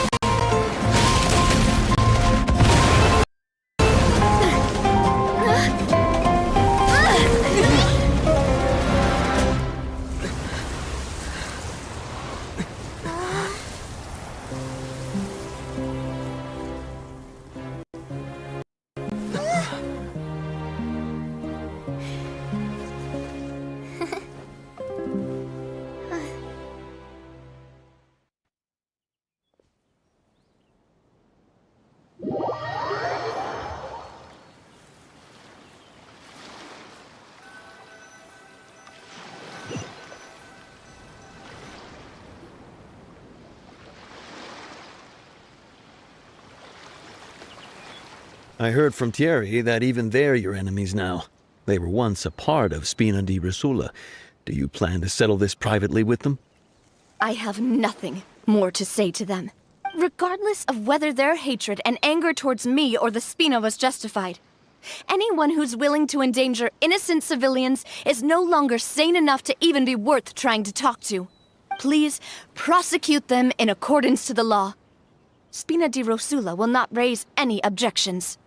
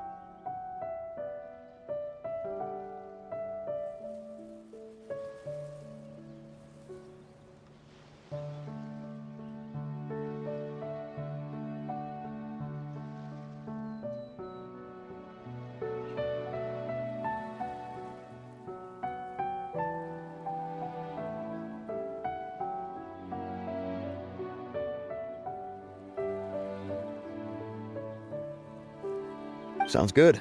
We're very appreciative of your help. Without it, the consequences would have been far worse. All right, this operation is a wrap. Take him away. We won, Navia! We saved everyone! And you were so cool! Yeah. Luckily, we were just in time. It's probably because I expended too much elemental energy at once. I'll be fine. Don't worry about me. But you usually glow up whenever other people compliment you. Paimon's not used to seeing you like this. Boss, we managed to catch all the infiltrators in the town. The Maison Gardiennage is taking them away as well. Seems like Romeo really went all in on this mission. If he sent literally everyone he had, though, that also means we've caught them all, too. We won't have to worry about them from now on. Got it. That's good, at least. Coulter. I can understand how you feel. The things that we lost, they're forever beyond our grasp now. And that makes them appear even more precious. I am not callous, and I will also never become him. The Spina and the Poisson that you loved are both gone. But I will not change how I feel about our future. I still believe that this is a great opportunity to start anew. I will spend more of what the Spina earns on the betterment of Poisson. What's more, I'd also like to propose some changes to the Aquabus routes, so that one day, the people of Poisson will enjoy the boons it brings as well. I know what you're trying to say. Mr. Callus would never have said anything like that. There are too many things in life that are just beyond our control. In that, we are the same. Henceforth, you are no longer a member of Spina di Rosula. But once you're discharged from the fortress again, you're welcome to pay another visit to Poisson. Thank you, Navia.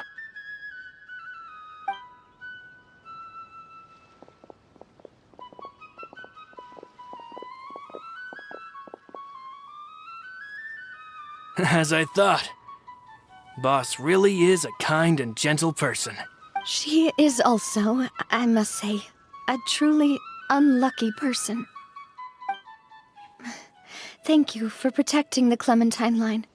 I was actually really scared, you know. I mean, even the Callus line won't be getting rebuilt anytime soon.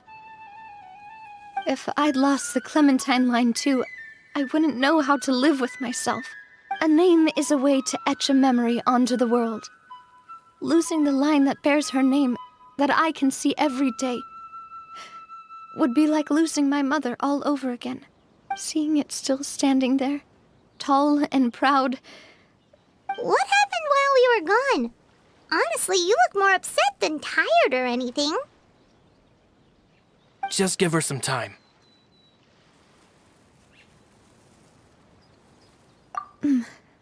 Thank you so much. Can you give me a hand?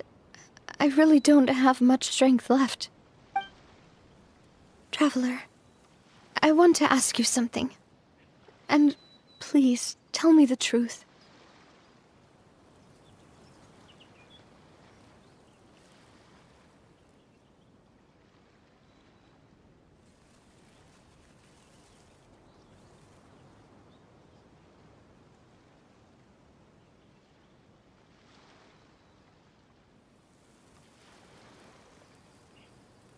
Do you really see me as your partner?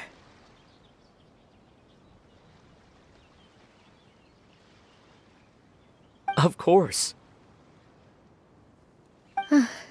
That's good then.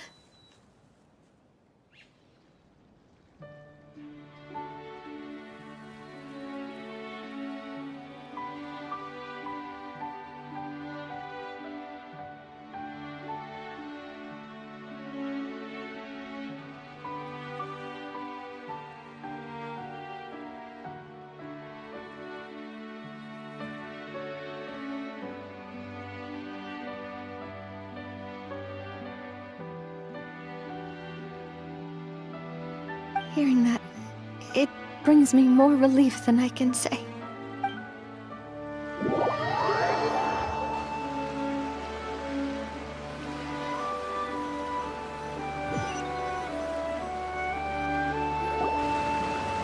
How do you feel, Navia? Any better after taking a break?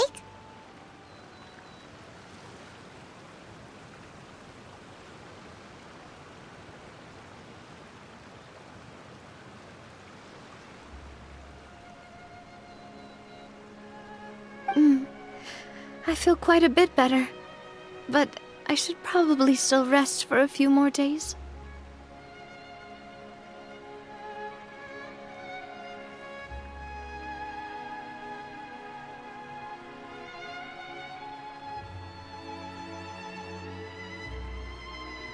Sorry, partner. I said some weird things earlier. Feel free to just ignore me.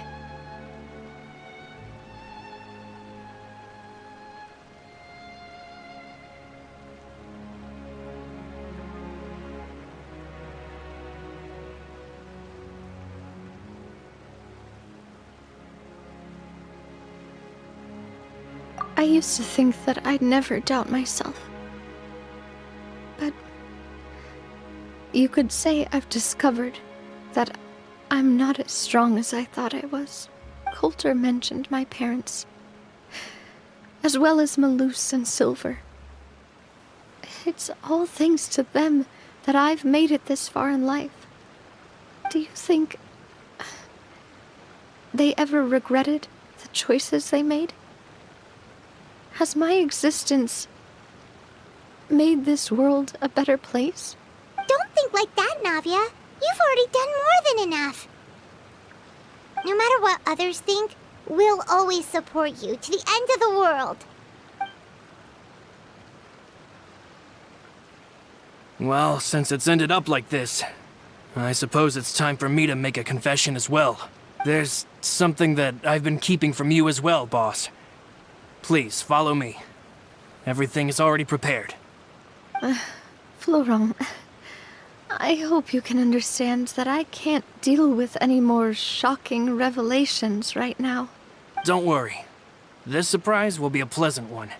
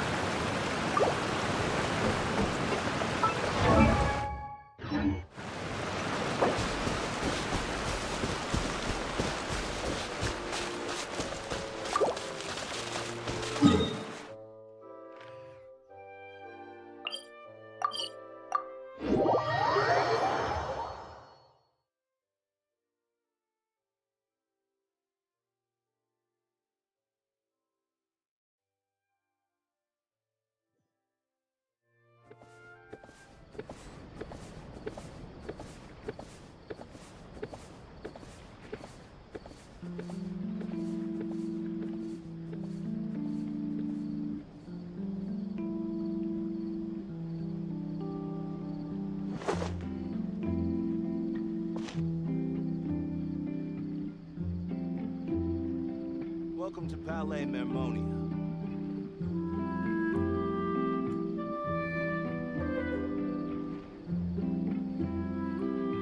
Whenever you need me, I'll be there.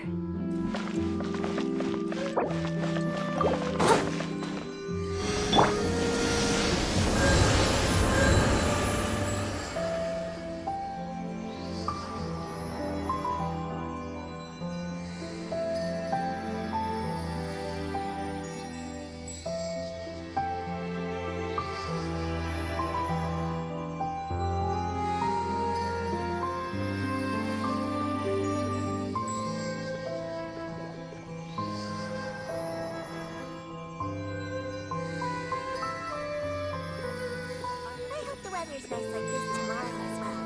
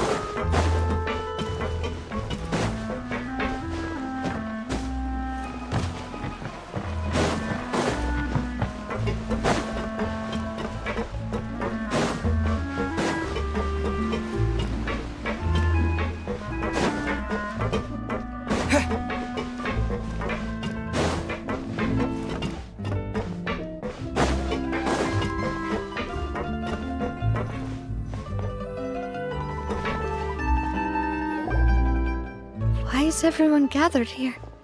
And what's this? This was supposed to be a gift to you from everyone in the town.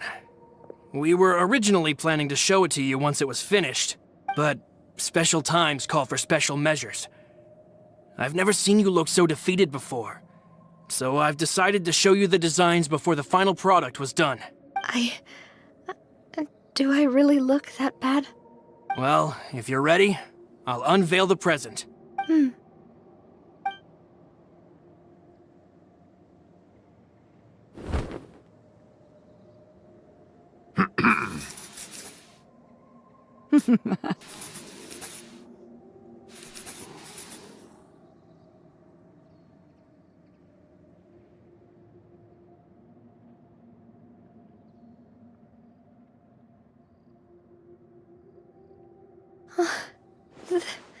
This is... Papa, Mother, and me.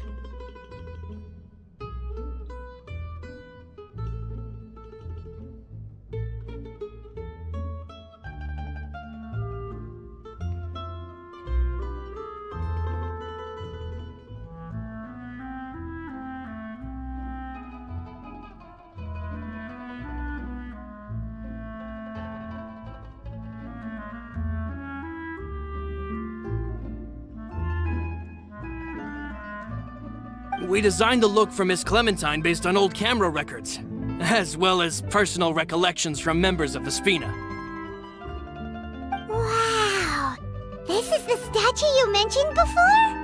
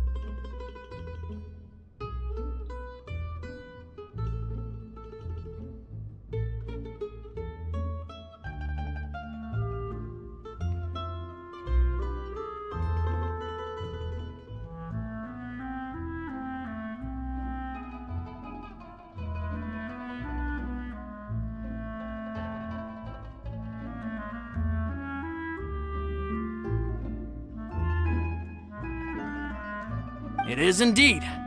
To be honest, we decided on the design a long time ago, and gave the sculptor permission to begin working. We only asked Boss to decide on a design so she wouldn't realize we had already started. How could we only have statues of Mr. Callus and Mrs. Clementine? Even though Boss is still young, we've all seen the work she's put in regarding the whole synth business and the rebuilding of Poisson. We wanted to commemorate her contributions with a statue as well. I don't know what Spina di Rosula was like in the past, but I know it's a great organization now. With Navia around, we're not worried about this place's future. We're gathered here today to tell our boss that we support you and believe in you wholeheartedly. I believe everyone is here for you, not the glory days. That's what we believe as well. Thank you so much, everyone. Then I'll be brave and just accept everyone's support for what it is. This really is quite the surprise. I never thought that I'd have the chance to stand next to my mother. Not even in my wildest dreams.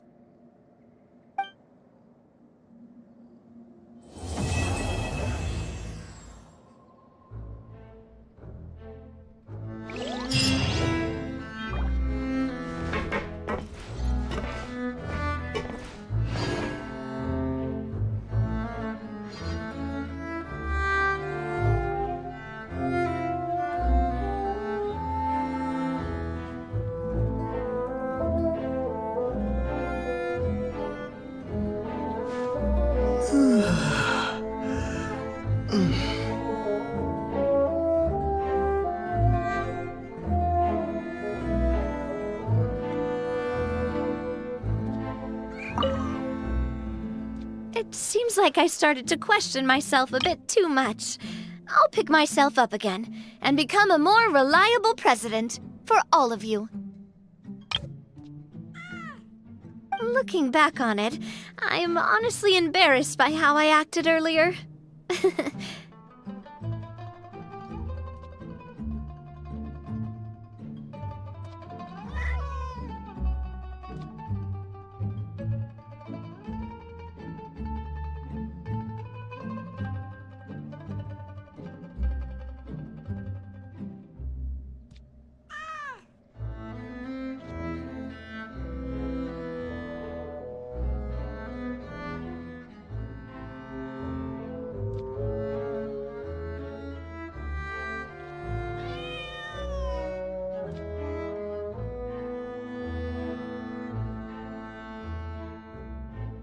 Oh, whoa.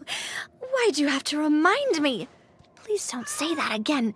It's super embarrassing for me. Oh, forget it now. Please forget that I ever said anything. Oh, wait.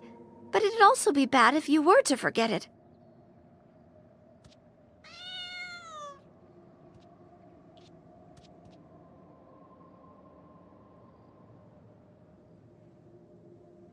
Okay, but please keep it a secret between us from now on. Please don't ever mention it again.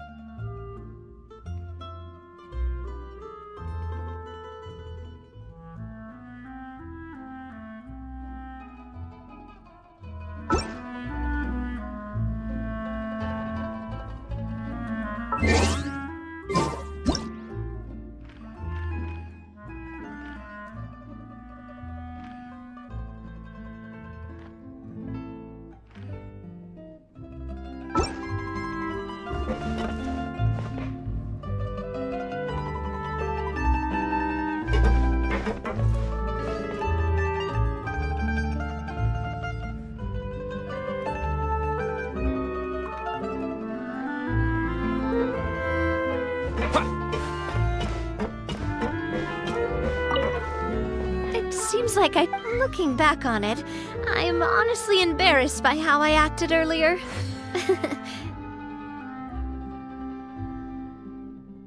You know, I've thought about it before. Though my mother only wanted me to live a happy life, that's actually a tall order as well. In practice, it's just as hard to achieve my father's expectations for me. Even though my parents had very different personalities, they always had a lot of respect for each other.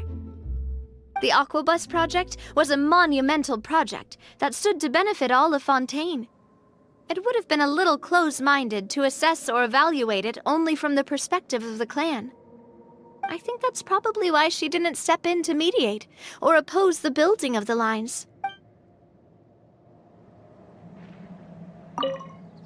It seems like I started to question myself a bit too much. I'll pick myself up again and become a more... Looking back on it, I'm sure everyone longs for that one thing in life that seems trivial to others, but they themselves can never obtain. To me, that would be a family portrait. I've always been super jealous of other people's family photos. I've never thought I'd receive a family portrait of my own. Especially not like this. It seems like I'm not such an unlucky person after all.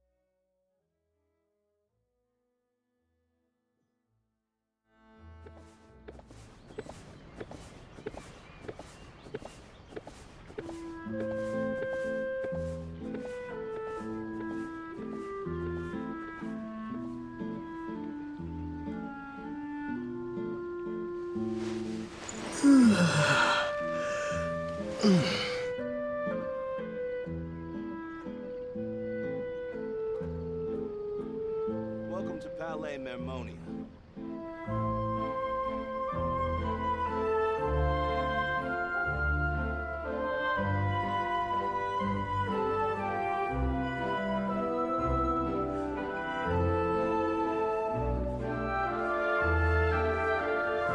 I hope the weather's nice like this tomorrow as well.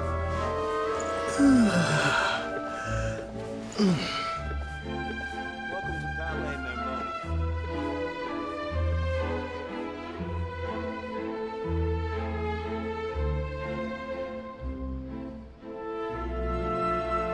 hope the weather's nice like this tomorrow.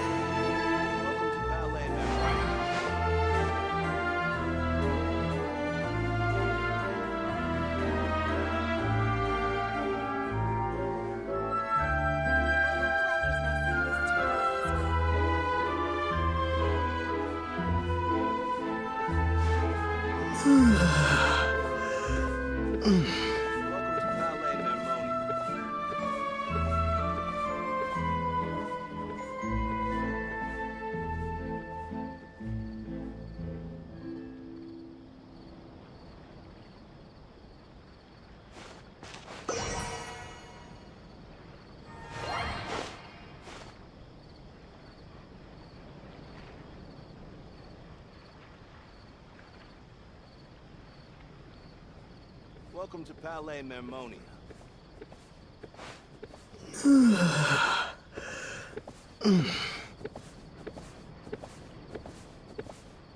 I hope the weather's nice like this tomorrow as well.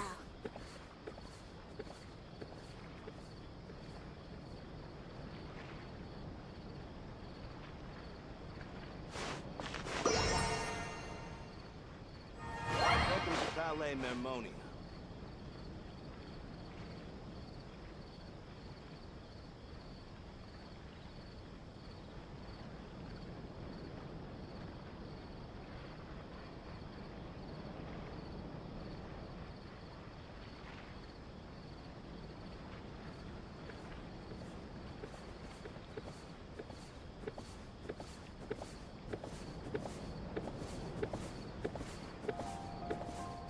Welcome to Palais Mermonia.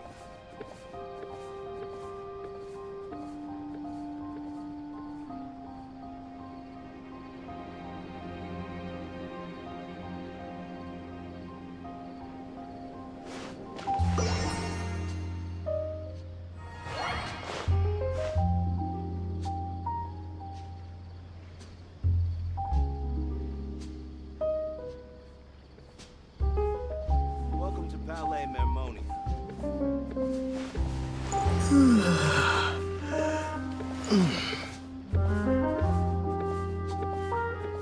I hope the weather's nice like this tomorrow as well.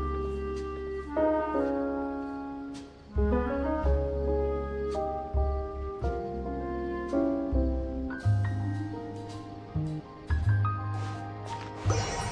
Palais Mermonia.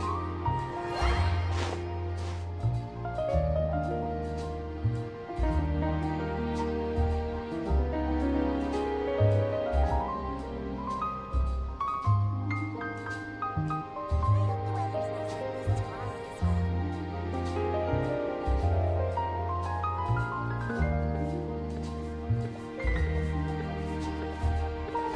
Welcome to Palais Mermonia.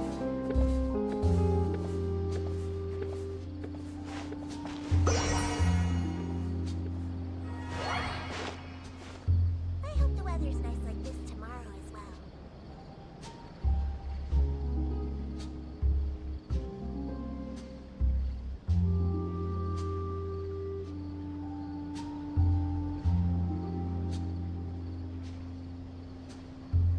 Welcome to Palais Mermonia.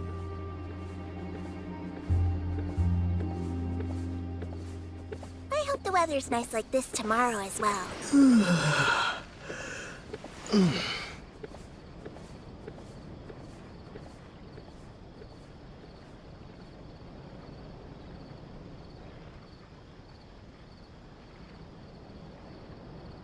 Welcome to Palais Mermonia.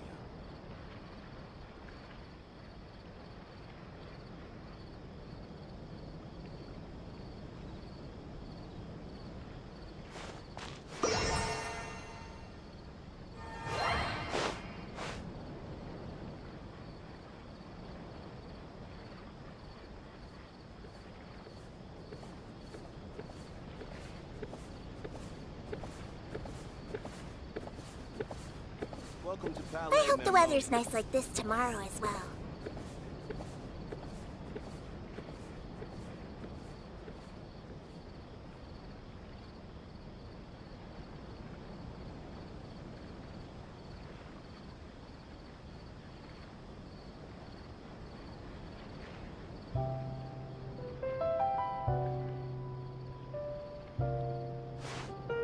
The weather's nice like this tomorrow as well.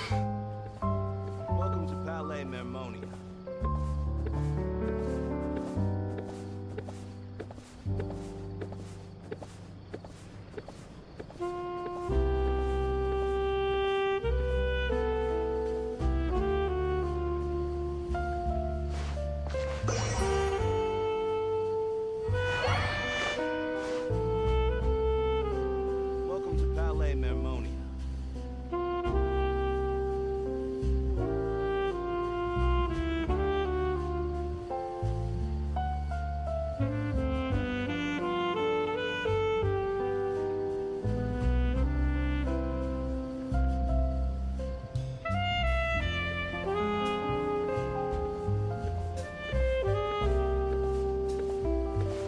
weather's nice like this tomorrow as well.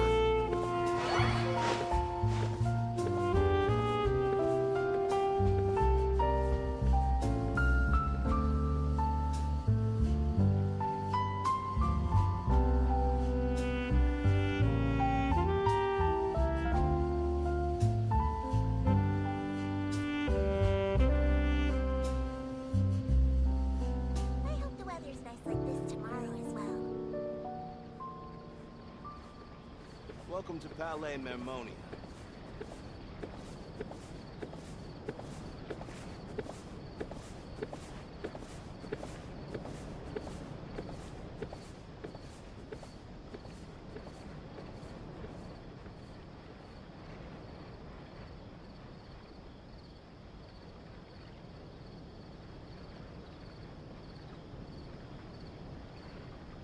Welcome to Palais Mermonia.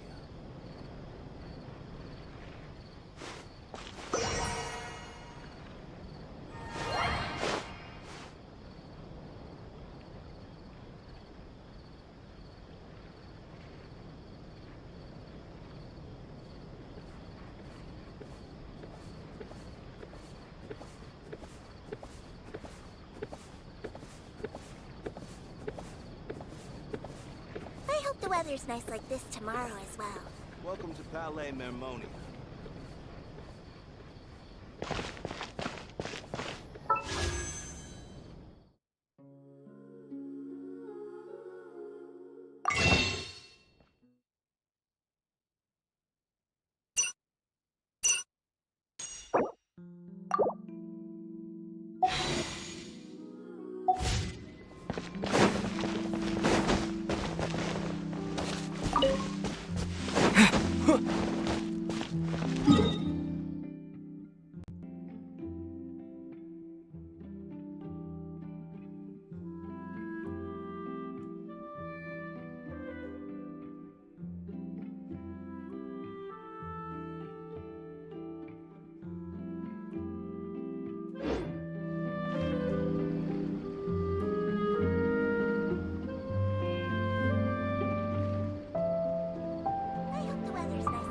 Welcome to Palais Mermonia.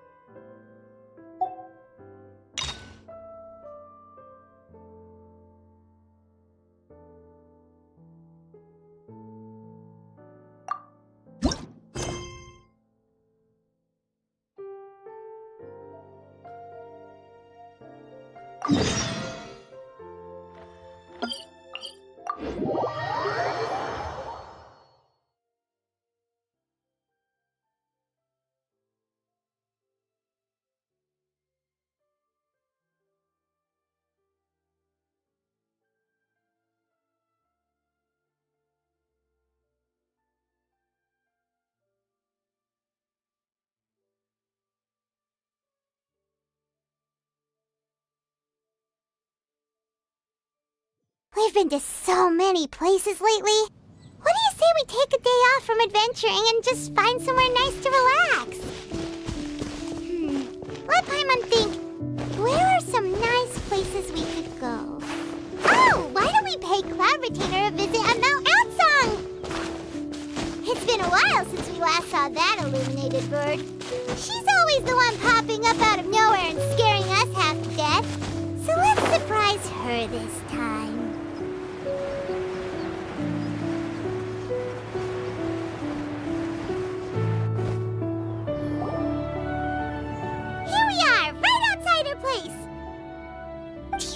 Remember the first time we came here? We even brought offerings and everything.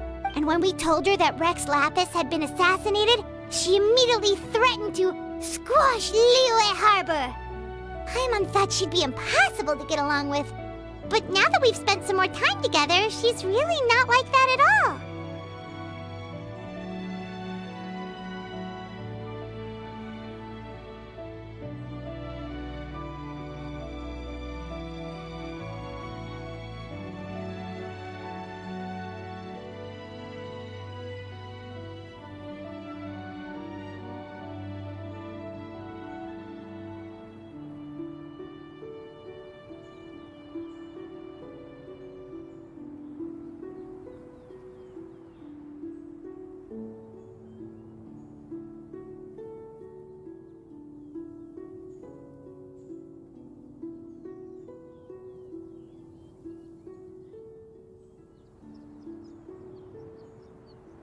Probably don't need to bring any offerings now that we've gotten to know her pretty well, right? Still, Paimon's got some snacks around here somewhere, so if she really wants something, we can just use that.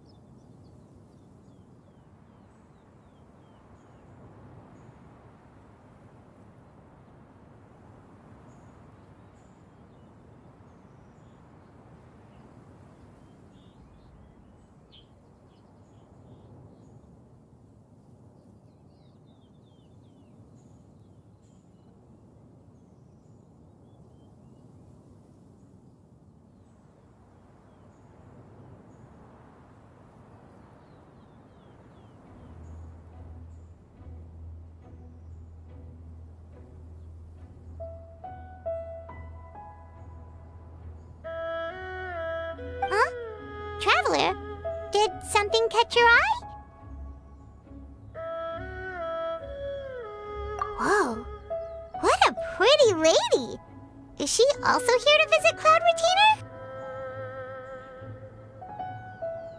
Yeah, you're right.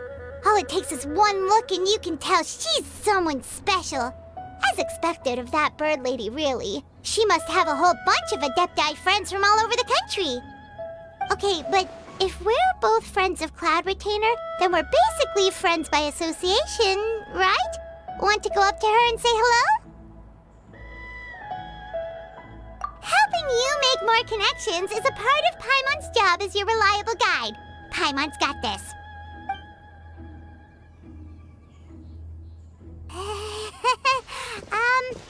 Hello?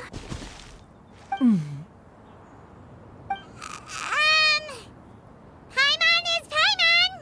And this is the Traveler.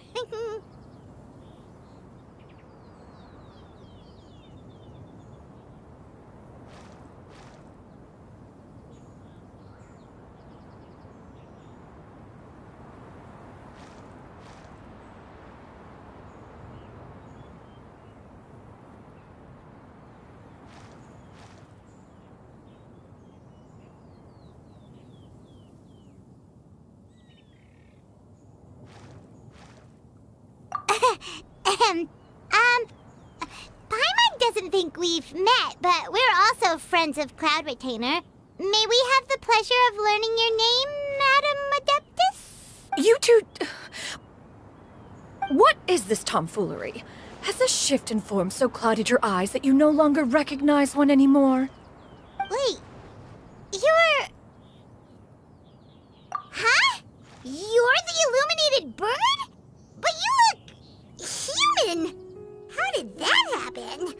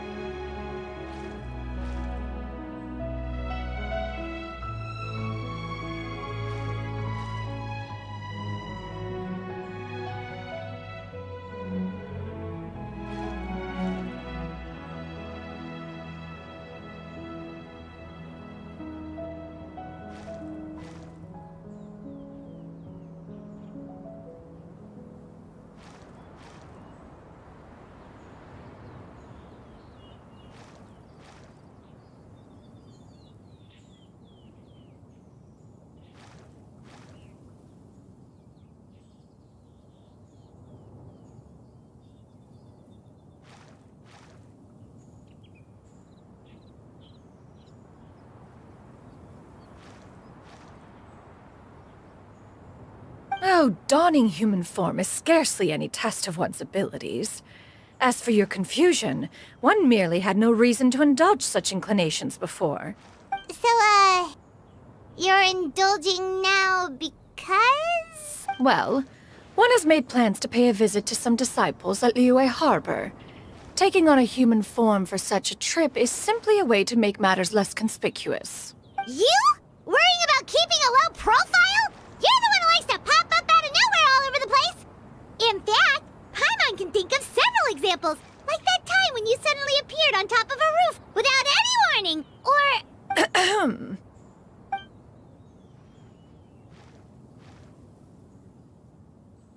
Hey, didn't we agree not to bring that up unless she asked? Oh? So you have taken care to follow the proper rules of etiquette after all.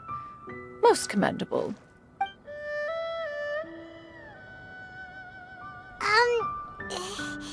Well, this is all Paimon's got. You don't mind, right? One has never found oneself lacking in basic comforts. On the contrary, it is the gesture that one values above all else. So long as you've shown proper respect and consideration, the quantity or quality of the gift is but a trivial matter. That kinda makes Paimon feel a little guilty for trying to keep them for herself. Anyway, where were we before you reminded Paimon about the gifts? Ah, right. So by disciples, you must mean Ganyu and Shenhe. It's also been a while since we last saw them. Maybe we can come too. One planned to extend the invitation even if you had not raised the matter yourself. Shenhe and Ganyu should be quite pleased to see you again. However, one would first inquire as to the reason behind your visit here. You have cause to seek one's company? Yeah, we just found ourselves missing you and wanted to see how you were doing. We were hoping you'd tell us one of your stories. Who knew we'd run into your human form while we were at it?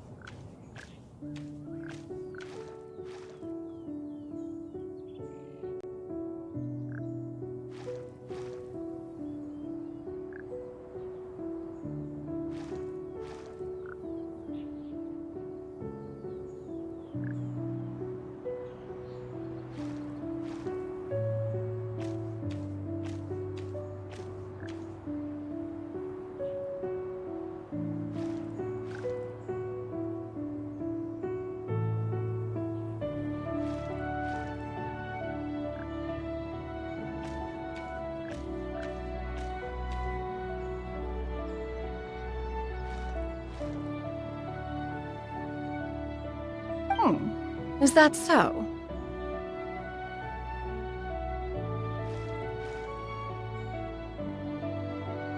If there are no urgent matters at hand, then let us make haste for Liyue Harbor. Ganyu is likely still working at Yue High Pavilion, so that shall be our first stop. Sounds great! Then let's all go to Liyue Harbor!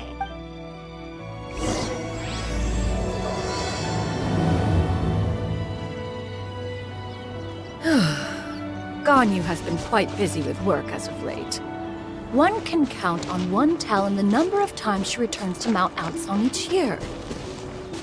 Shenoha has also secured employment recently. In her correspondence with me, she wrote that she shall have no need to return for the foreseeable future. Do they think one was so easily mollified? One shall investigate everything with one's own eyes and decide for oneself if their living conditions are satisfactory.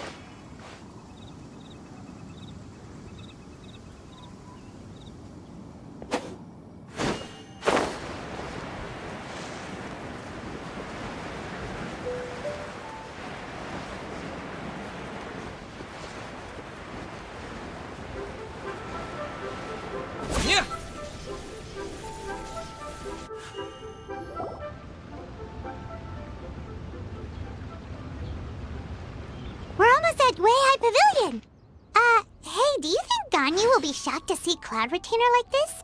Guess we have no idea if Shenhe and Ganyu have ever seen her in this form before. Wait, where did she go?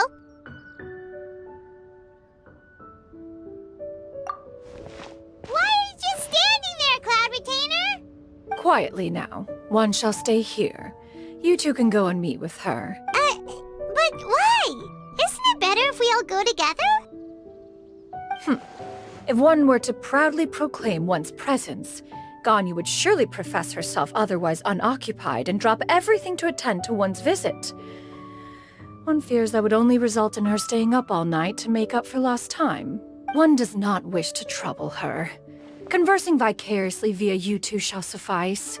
Do remember to inquire as to her recent well-being. Again, do not mention one's presence here. Fair enough, makes sense. Alright then, we'll just pass on your regards and... Cloud Retainer? Ugh.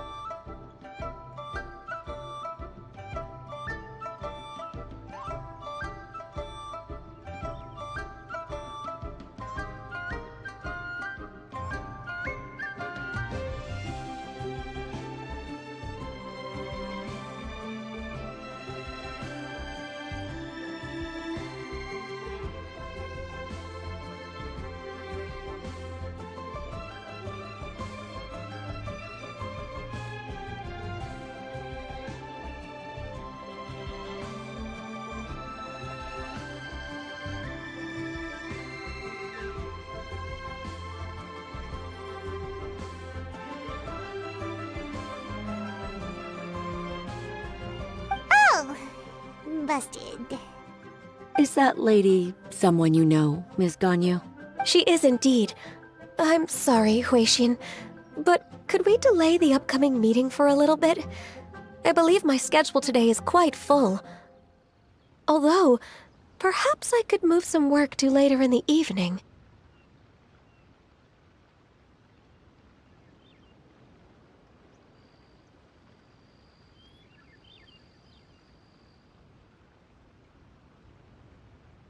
Oh, not to worry, Miss Ganyu. I'll make the necessary arrangements right away. Thank you, Huixin.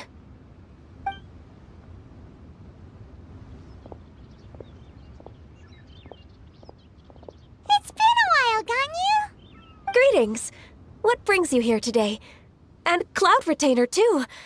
It's been quite some time since I last saw you in this form. You are quite mistaken. One is not acquainted with this Cloud Retainer of whom you speak. One is simply a mere mortal passerby.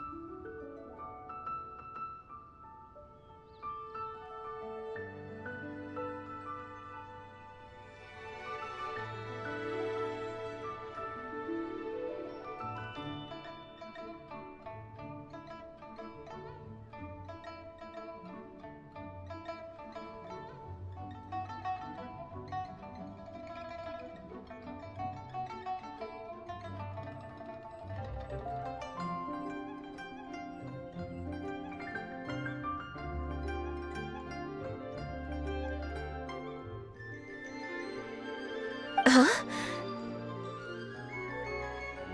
Seems she's not buying it.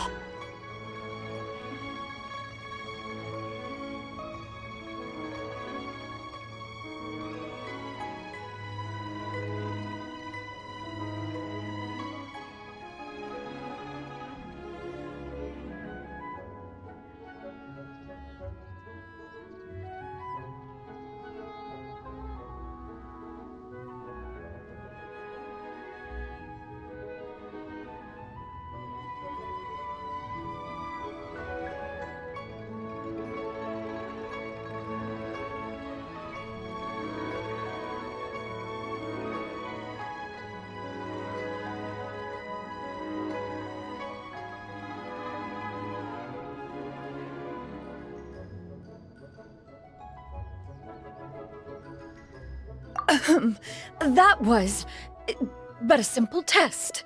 One did not expect you to be able to recognize one so easily, especially after so many years of only seeing one's other form.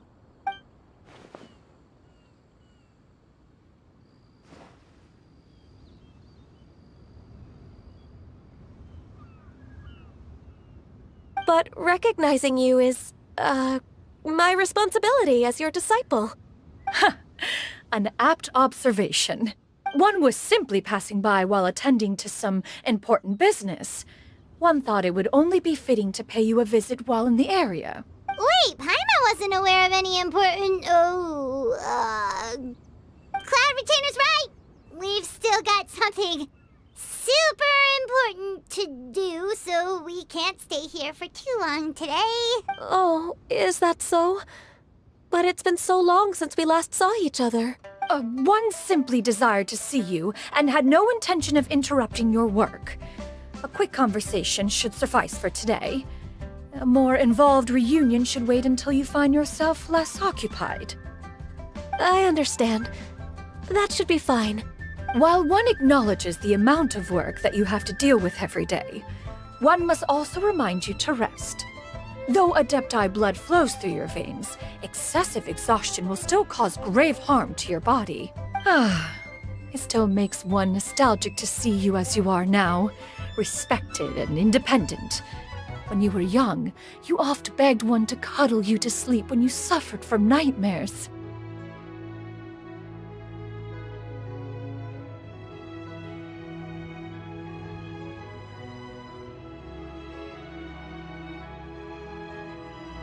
Cloud Retainer!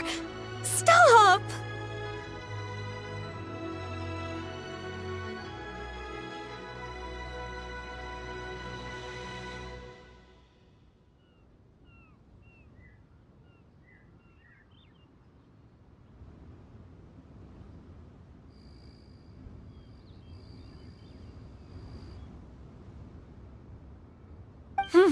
If you insist.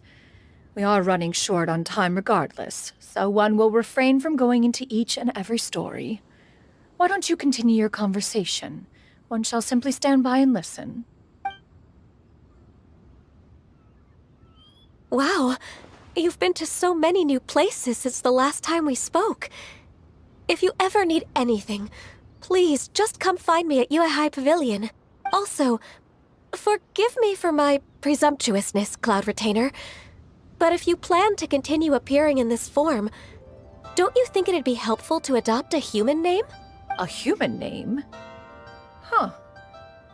You raise a valid point. Considering the sheer extent of one's renown, Cloud Retainer is surely too recognizable as a name. You really think so? Not that you're not famous or anything, but that famous? You presume to know the extent of one's illustrious achievements. One would hardly think such a thing to be possible. Nevertheless, Ganyu's advice cannot be ignored. From this point on, when in public occasions, be sure to refer to one as Shenyun. Shenyun? I assume that's a reference to the full record of Pristine Pavilion. An adeptus of years past would rise with the clouds and rest with the moon.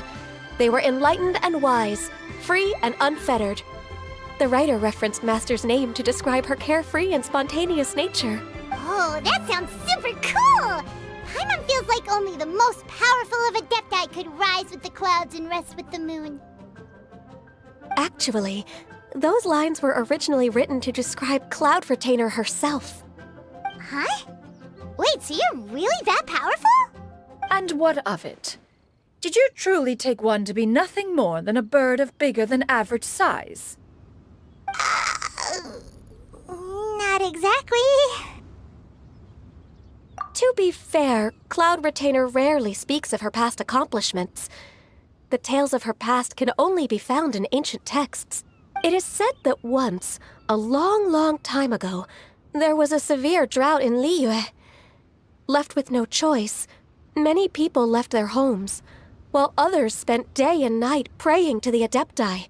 Although I did not live through such tragedy, Simply reading about it is enough to gain a visceral understanding of all the pain and desperation during that time.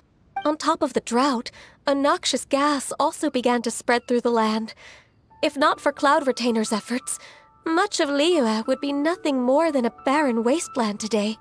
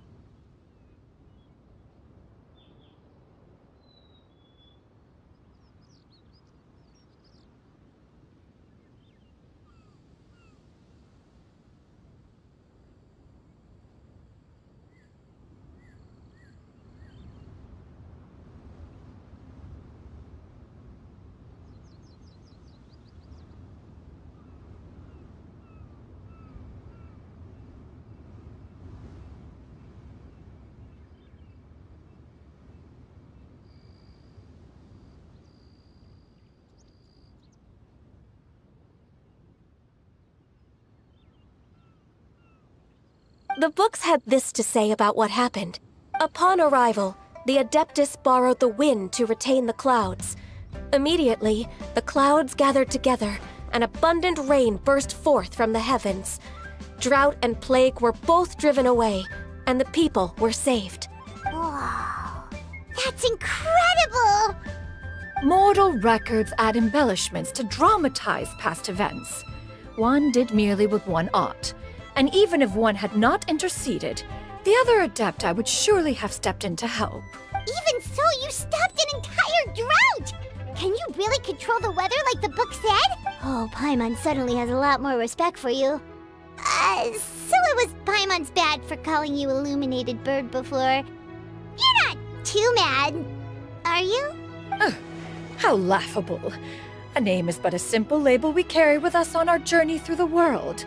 Why would one be offended by such a trivial matter? That's a relief. In that case, Paimon will continue to call you whatever feels right in the moment. Well, that is quite enough ancient history for now. Ganyu, have you had word from Shenhe?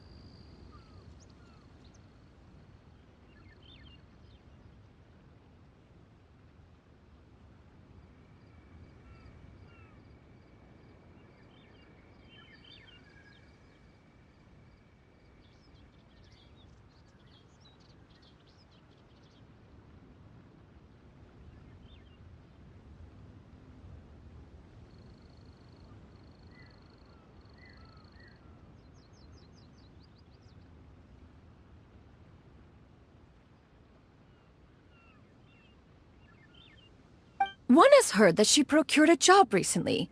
Have you any thoughts on her workplace? And what, pray tell, of her monthly remuneration? Moreover, does she find herself overly inundated with work? Is she allowed time off during Lantern Rite?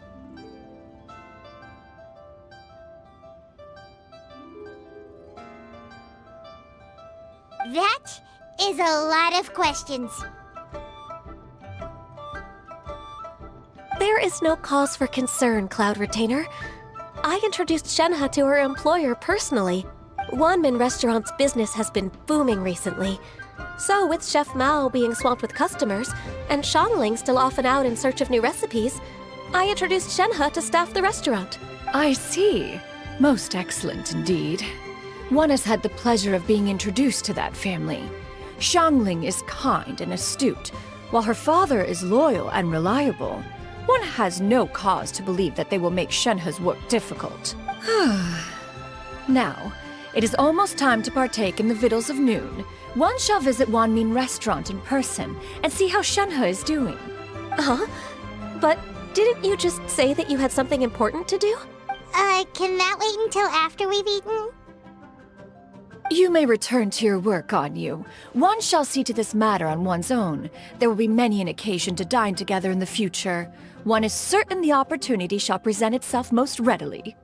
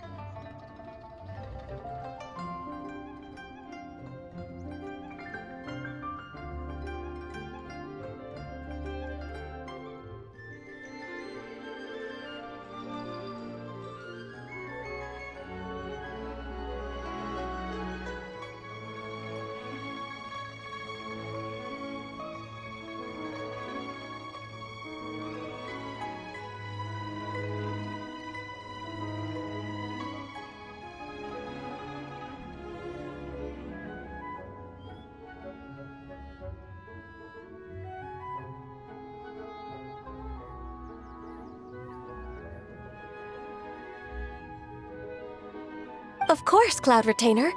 Please take care. Traveler, Paimon, I'll see you some other time. See you around, Ganyu! Paimon was pretty quick on the uptake there, don't you think? As soon as you mentioned important business to attend to, Paimon realized that you were just looking to cut the conversation short and not take too much of Ganyu's time. Is Paimon right? No, in fact, it was not an excuse. One is indeed visiting Liyue Harbor for an important purpose.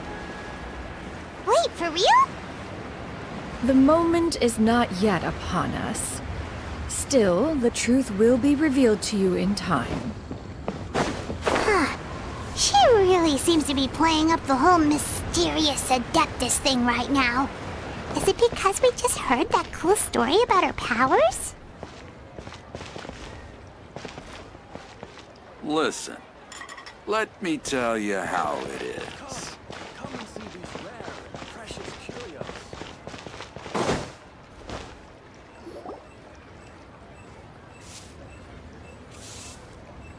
You get what I'm saying, right? Yeah, how can I not? Not even fine food is enough to distract from the presence of a fine lady, eh?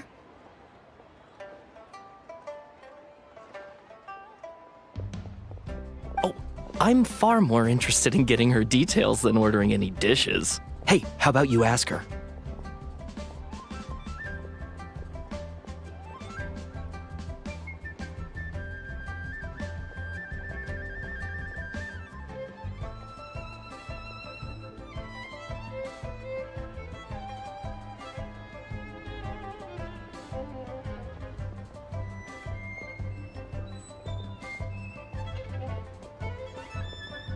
You do it.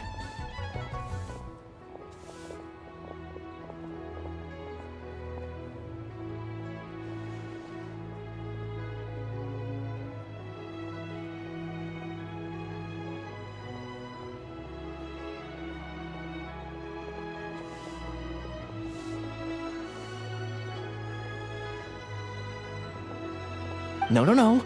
I think you should. Wait, she's coming. What can I get for you today? Greetings, miss. I was just wondering if you'd be willing to... What would you like to order? 2 servings of Mora meat to go. Good chat. Bye.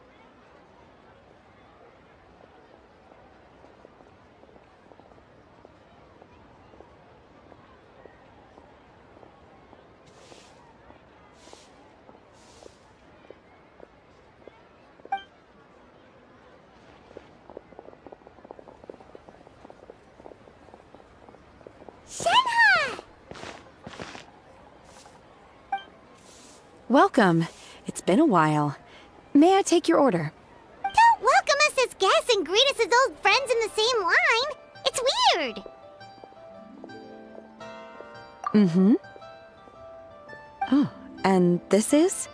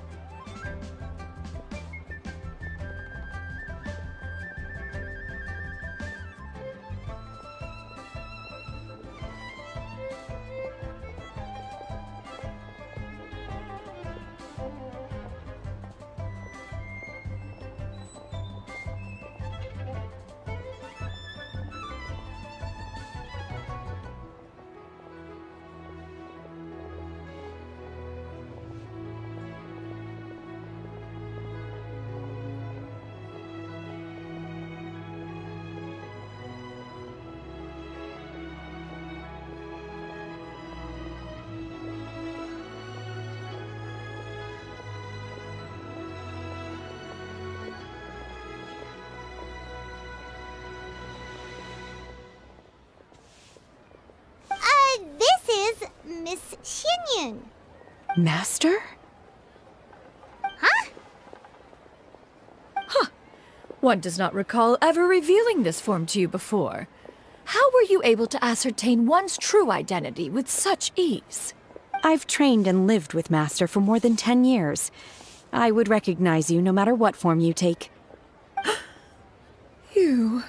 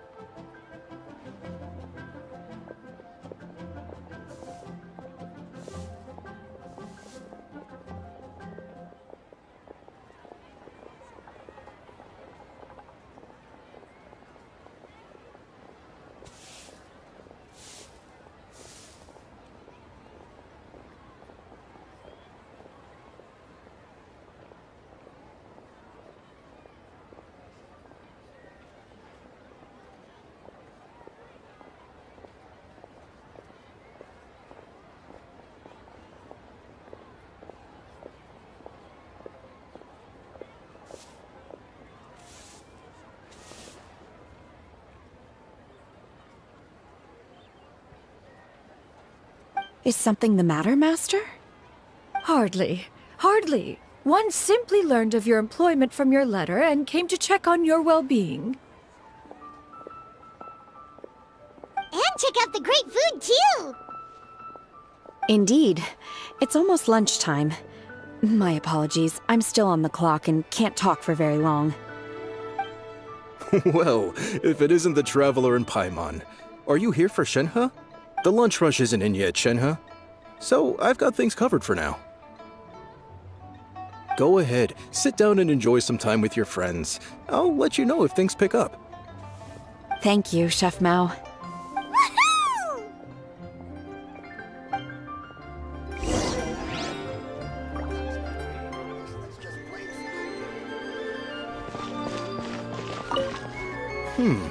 I wonder where Xiangling's run off to this time. If you bump into her, please let her know that a new shipment of spices has come in. So it'd be nice if she could come home and take a look.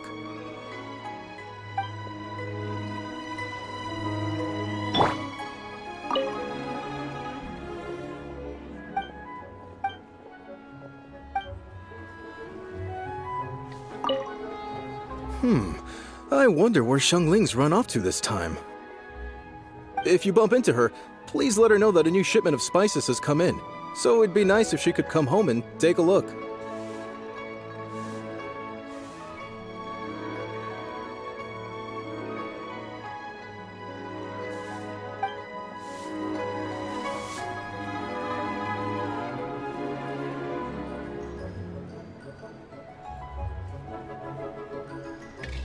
Cheap and tasty chop suey!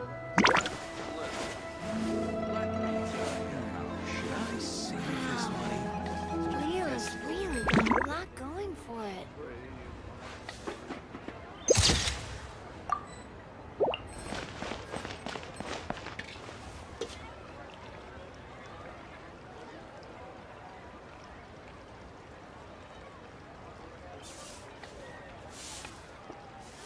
Cheap and tasty chop suey! Should I save this money?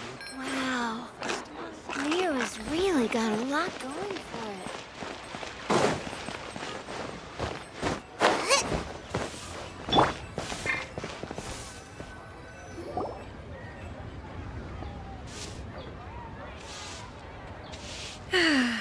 It is just as one expected.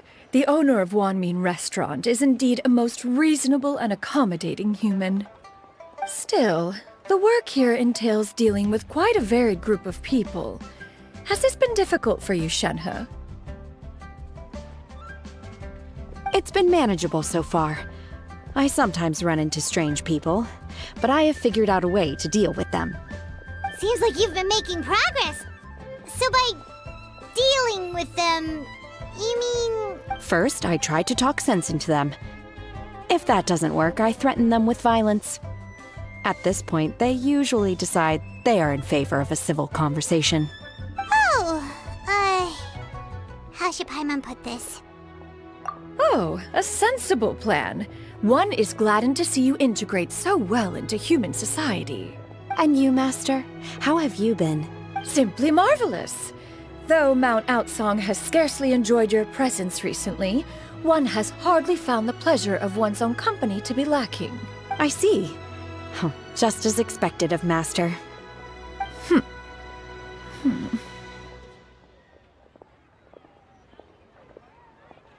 I have missed Master quite a bit too. Even though work has been busy lately, I've already had a conversation with Chef Mao about taking some time off soon to visit Master. Oh, you did? Do make note of such matters in your letters in the future. There's hardly a need to keep one in suspense. Whoa, her mood shot up just like that. By the way, Master, since you are in Liyue Harbor, have you had the chance to visit Ganyu? Indeed. She is similarly preoccupied with her work. There was time only to exchange a few simple pleasantries. Ganyu told us the story of Cloud Retainer's name. It was amazing. We never knew how powerful she was before. I see. In that case, allow me to also share a story about Master's past.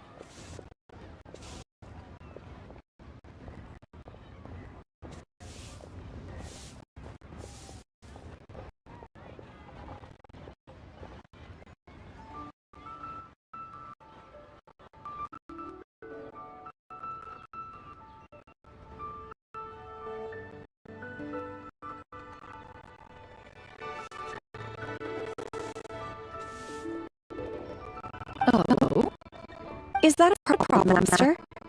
I believe this to be a good topic of conversation. No, not a problem. One was simply caught off guard. But no matter. Please, proceed. One is most curious to see how much of one's own conversational prowess you possess. Master once participated in a race against Mooncarver. After Mooncarver lost, he insisted that Master's ability to fly gave her a natural edge in such a contest. In response, Master agreed to forego flying in return for being able to use one of her devices in the race. Mooncarver accepted, only to find Master with a brand new device on the day of the contest. Huh. What kind of device was it? It was a mechanical vehicle made out of iron. What was it called again? Oh, an electro-powered bicycle? Oh, you refer to the bicyclical Thunder Flashmobile. One spent 49 days conceptualizing and crafting it. It need only be infused with adeptal energy, and it can cover thousands of miles in one day. Oh, it boggles the mind why Mooncarver ever supposed he might best me in a contest of locomotion. Though he sprinted with all his might, he could barely keep up. Alas, the one flaw of my mechanism lay in its weakness against mountainous terrain. One was thwarted mere seconds from victory, when it was thrown off course and failed to make it across the final stretch. Truly a most unfortunate turn of events. Anyway, do go on, Shenhe. Master, that was the end of that story. Is that so? Huh. With you gone, one has seldom felt the desire to call upon those old fossils for another contest. What is a race without spectators, after all? Have you been lonely, Master?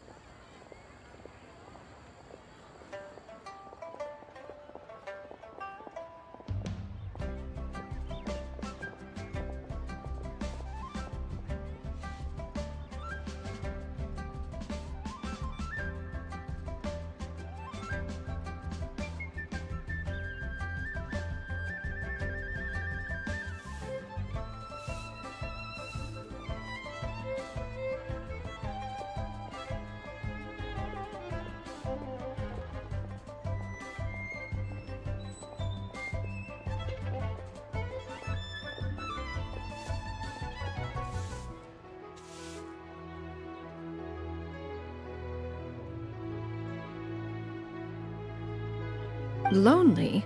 Huh.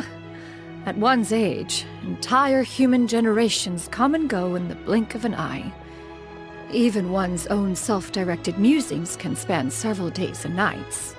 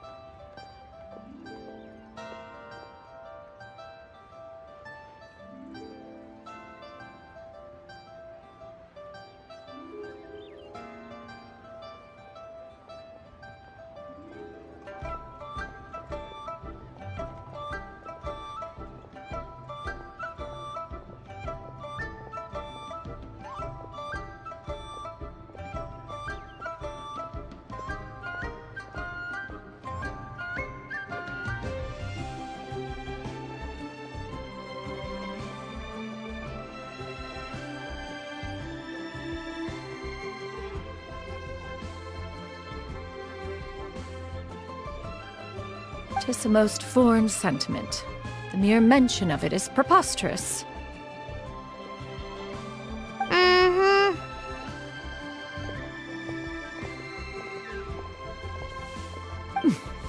What is the reason for that look upon your face? It's nothing. It's just... Well, Paimon gained a lot of respect for you after listening to that story of you summoning the rain and everything. But all it took was a few words out of your mouth and it's like you're back to being that illuminated bird again. Paimon's just a little bit confused. Which one of the two is the real Cloud Retainer?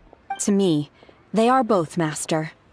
One is the master that's widely revered by the people, while the other is the master that I respect and adore. Huh. One finds oneself exalted yet again with sweet words of praise and flattery of a most extravagant nature. You chose to exalt one with your words, yet you refuse to grace Mount Outsong with your presence for any extended period of time. One would almost question the sincerity of your estimations. This is not to say that your words paint an inaccurate picture. One has always lived by a single ideal. Eschew all action and abide by no rule. One does as one pleases and speaks as one pleases. Others may critique or praise as they see fit, yet one places little weight in such judgments. She got like, what, 2 sentences of flattery from her disciple, and it's as if her ego is about to burst. Do you have any empty tables?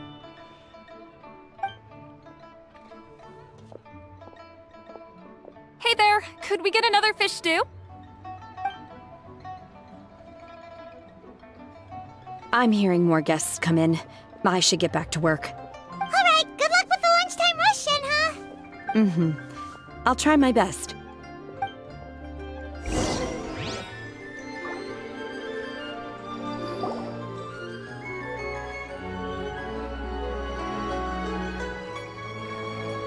So much yummy food! Paimon's gonna feast! One is fond of all kinds of delicacies and delights in a multitude of flavors. The dishes here demonstrate no shortage of culinary skill. Their unique flavor profile has left one more than satisfied. In fact, one has been struck by quite the fit of inspiration. One has already begun to conceptualize the next generation of supreme cuisine machines. Everything's so tasty! A bit too hot at times, but still super tasty. I'm sorry, miss, but our tables are full. Shall we try somewhere else, Granny? But it smells so delightful. Can we really not eat here? My poor legs can't go on for much longer. Well, you could always check with some of the other guests and see if anyone's happy to share a table. Okay, I'll ask around.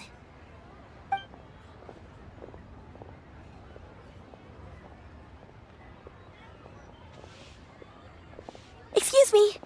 Would you mind letting us share a table with you? There are no empty tables left, so... Ah, well, Paimon doesn't mind. What about you guys? Great! Thanks so much. My name is Shuyu, and this is my granny, Yuendai. Granny? Yep. Is there something wrong with that? No, Paimon's just a bit surprised. She looks so young. Yeah, a lot of people compliment Granny on her youthful looks, but she's actually much older than she appears.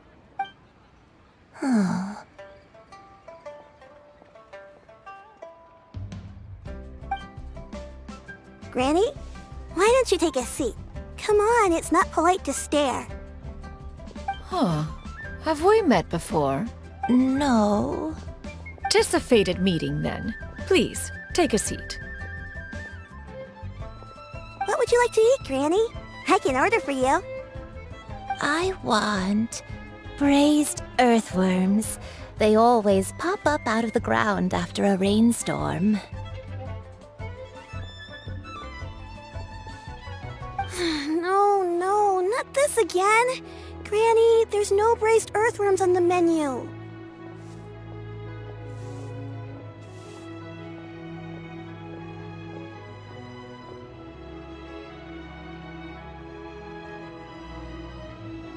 Braised earthworms? Well, that sounds weird. Do people actually eat that? Right, that's what Paimon was thinking too. Need any help? Help? Oh, do you mean with Granny?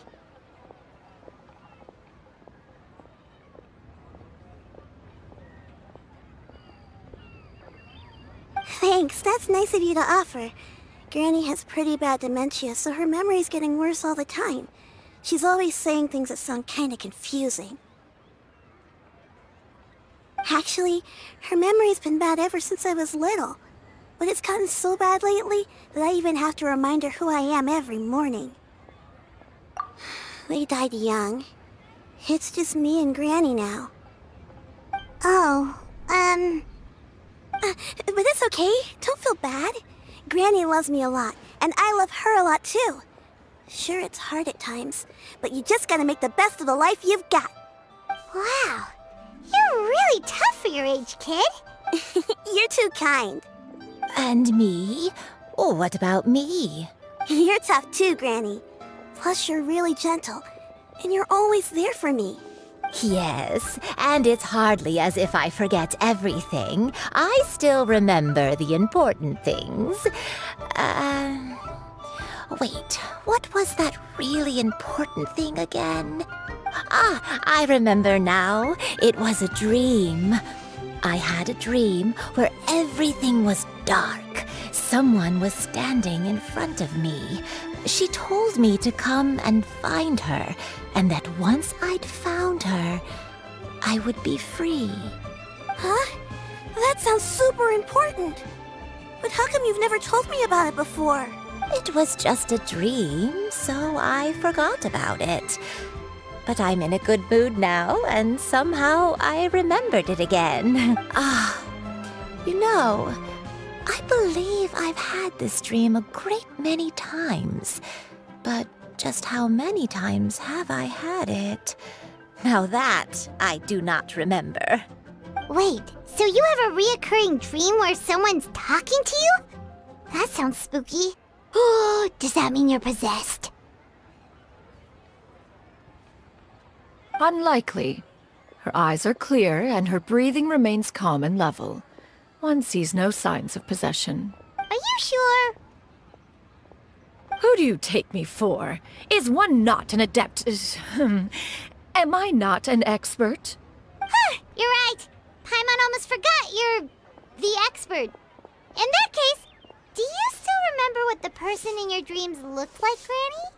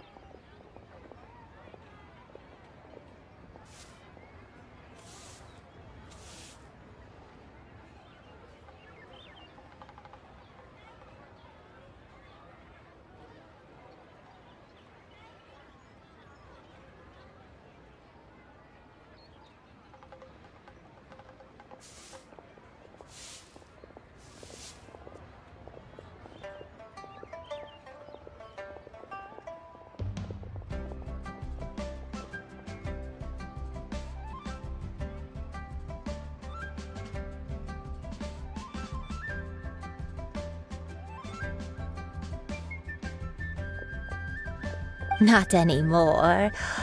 Although, I have a sense that she looked rather like me. But not as I am now, my younger self. A younger version of Granny? This is just getting weirder and weirder. What is going on here? As one said, fate must have brought us together. You may leave the situation to me. Are you sure? So, what are your names? Paimon's Paimon. Just Shenyun is fine. Thank you all so much for offering to help. But first, I'm sorry for asking, but, how do you want us to pay you back? Oh, we don't need any payment for this. Thank you so much. You're welcome. But Miss Shenyun, what exactly can we do to help out this granny? All we have to go off is that dream. Where do we start? That is elementary. Since her dreams portray her younger self, then we shall retrace the steps of her youth. Once we have revisited those places, her memories will likely return. Sounds like a plan. So, Granny, do you remember which places you went to when you were young? Why, of course I do. The heavens above, the earth below, the wispy clouds, and the emerald mountain streams. Okay, taking that as a no. I might have an idea. Once, when I was really little, my dad told me that Granny used to be a martial artist heroine who saved loads of people from a disaster. If it's true, then maybe they wrote about it in the history books or something. A martial arts heroine? Oh, Shinto knows tons about Liyue's chivalric traditions. If anyone knows about the heroes of the past, it's him. Let's go find him at the Feiyun Commerce Guild. Are you leaving already? But I'm still hungry. I'll go order some food, Granny. If there's nothing on the menu you especially want, I'll just get a few different things. It seems we must part ways for now. The Traveler and Paimon are bound for the Feiyun Commerce Guild, while Yuendai and Shuyu shall remain here and partake of their lunch. As for myself, I have matters to discuss with Streetward Rambler. Streetward Rambler? Oh, you mean Madam Ping! Precisely. Let us meet at Yujing Terrace once you are ready.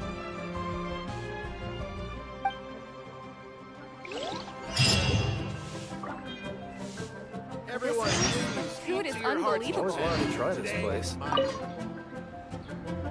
Where are you going, Granny? Don't you like the food? Fresh milk. I need to buy you some fresh milk. Milk? Why? You need to drink milk before eating, or the spicy food will make you cry. Hush, little one. Don't cry. Granny, you're forgetting things again. I'm not a little baby anymore. I can eat spicy food now. Even the super spicy dishes, like their fish stew. I can eat 2 whole bowls, no problem. Wonderful! How wonderful! My darling granddaughter is all grown up.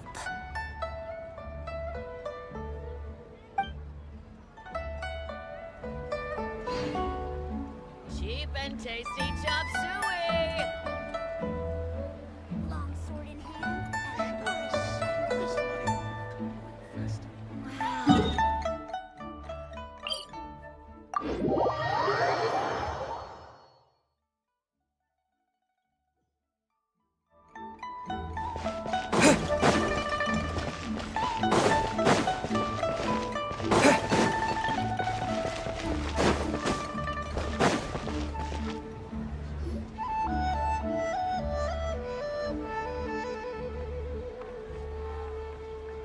Huh.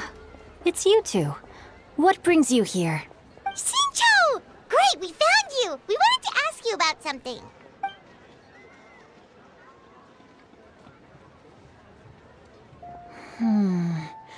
That's not a whole lot of information to go off of. I don't know if I can say for sure. I can't pinpoint her identity from your description alone. But Considering her age, I am reminded of a nameless heroine who's been featured in various chivalric novels. Nameless heroine? That's right. The novels often speak of a great drought from 50 years ago. As the people suffered, a nameless heroine appeared and began to clear away evil spirits and bandit camps. The people idolized her, but never learned her name. All they knew was that she always acted alone. Later, though, she supposedly fell in love with a similarly noble-minded exorcist from Mount Tianheng. They were well matched in more ways than one, often fighting together as a fearsome duo of otherworldly strength. After the drought ended, the heroine and the exorcist left the public eye and began living a reclusive life in the mountains. All that remained were tales of her incredible accomplishments. The way this nameless heroine faded from fame into obscurity later in life is not too dissimilar from Miss Yuendai. I hope that's somewhat helpful. Thanks a lot, Xingqiu. We knew it'd be worth talking to you. It's nothing at all. Just something I came across while reading. I did do a bit of extra research on her story, but it was just out of personal curiosity. Well, Paimon still thinks that's super cool. Oh, wait, Xingqiu, if you've read up on her, do you know of any places often associated with her? Let me think. In the novels, the nameless heroine always appeared near one of 3 places. Wangshu Inn, the area just north of Jueyun Karst, and Qingyun Peak. Perhaps the real-life heroine who inspired the character was also often seen near those 3 places. That would explain why those locations appear in the various novels written about her. You're welcome. To be honest, I found some parts of the story confusing when I first came across it. If Miss Yuendai was indeed the original inspiration for the character, she may just be able to help me put the pieces together. It's rare for a chivalric hero to fade into obscurity during their lifetime, even after retiring from the public eye. But no one ever saw or heard from the nameless heroine again. There were even rumors that she became extremely ill. I've never understood why someone would go to such lengths to erase themselves from public memory. It's almost as if she was trying to hide from something. There's probably far more to the story than what's been written. We'll be sure to tell you if we manage to uncover the truth. That's a deal.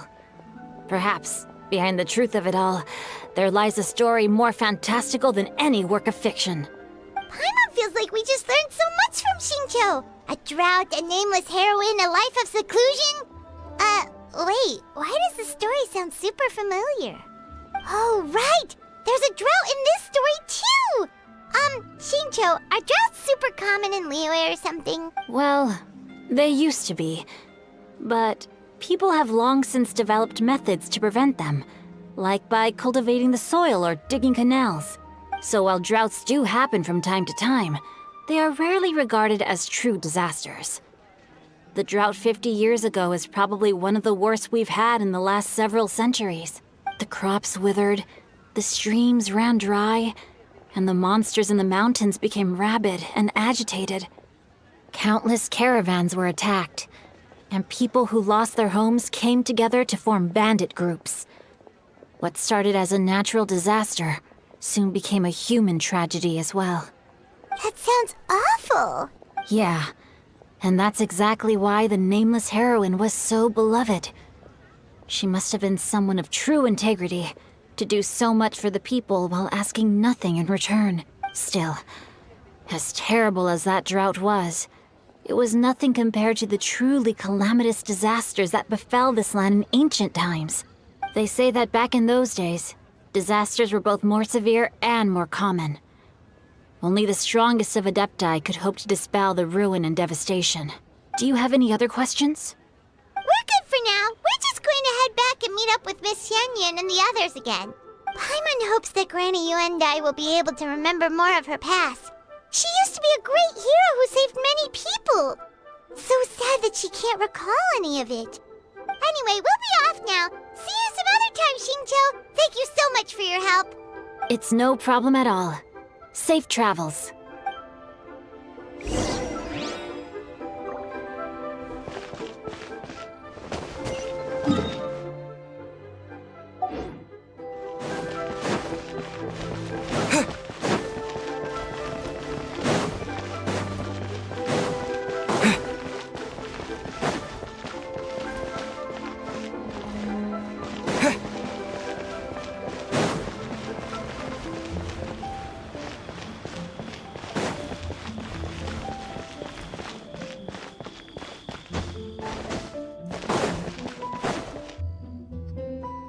have recorded the tune that you requested. I hope it will be of help to you. Oh, thank you. Straightward, Ping, what has amused you so? Oh, it's no serious matter. I was just reminiscing about the last time I saw you in this form. Time has wrought such change in this world, and yet you appear just the same as ever. Time has little bearing on one's existence, nor has one keenly felt its effects whilst dwelling at Mount Outsong. Nevertheless, Ping, one would like to seek your counsel on a personal matter. Oh, why so formal all of a sudden? I must say, you're making me a little nervous. What is it? Well, the inquiry is as such. Approximately how much more would one need to afford a comfortable life in the harbor, not unlike the one that you yourself lead? It does not require as much as you may think. Still, do you mean that... Cloud Retainer, Madam Ping! What are you two talking about? Nothing save for some trivial matters. Have you unearthed any useful details? Shinto has a theory, but let's save it for when Chuyu and Miss Yundai have joined up with us again.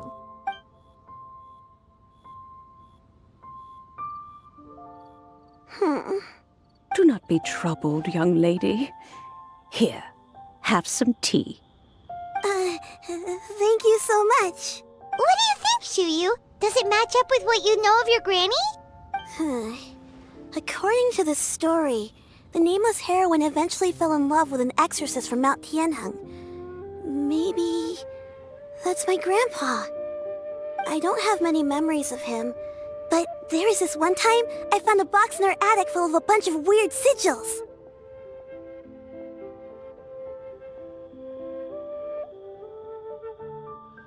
I think so too. Granny might remember something once she's returned to a familiar place. What marvelous tea!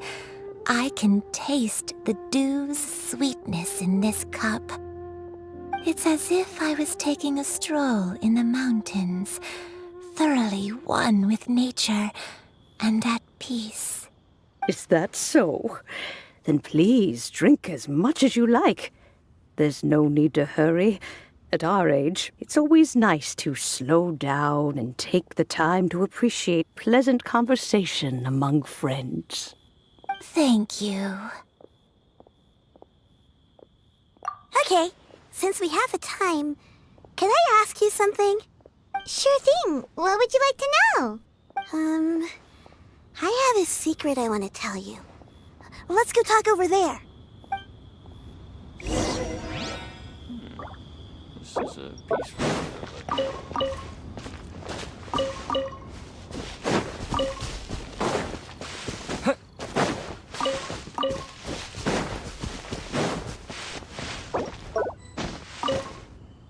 You can taste the sweetness of the dew? It's just a feeling. The sensation of stepping out into the mountains on a cool morning, gazing upon the small droplets of water hanging from the leaves, and feeling the sweet stream of water soothe a parched throat with every swallow. It's a sense of calm and serenity, one that stretches on and on until days become weeks, weeks become years.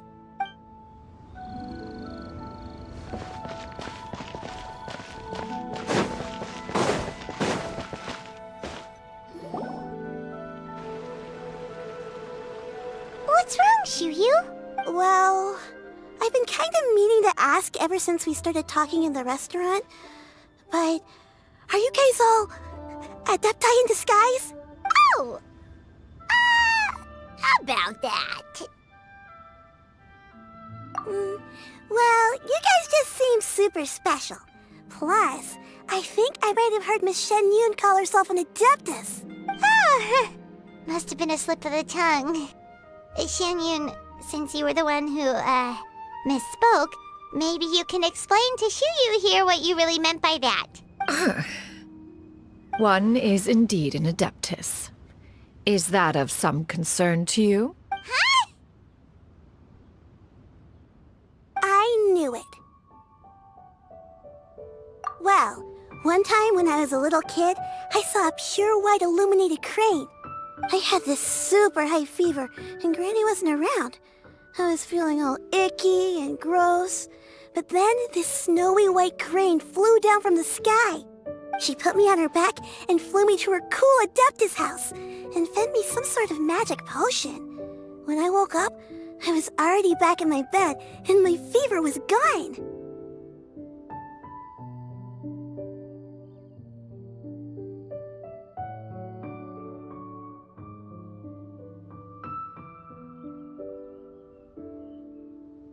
I really wanted to thank her, but I was too sleepy to stay awake, so I never got the chance.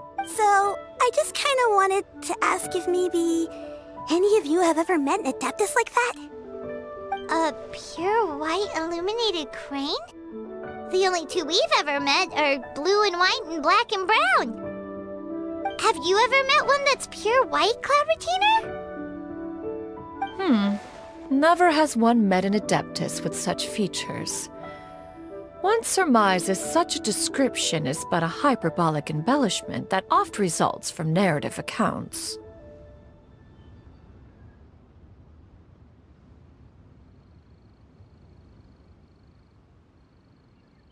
That's weird. Was it really just a dream then? Well, even if it was just in my head, it doesn't matter that much anyway. All I really want is to help Granny recover her memories. I'm really grateful for all your help. Leave it to us! Now that we know the 3 locations, we just need to visit them one by one!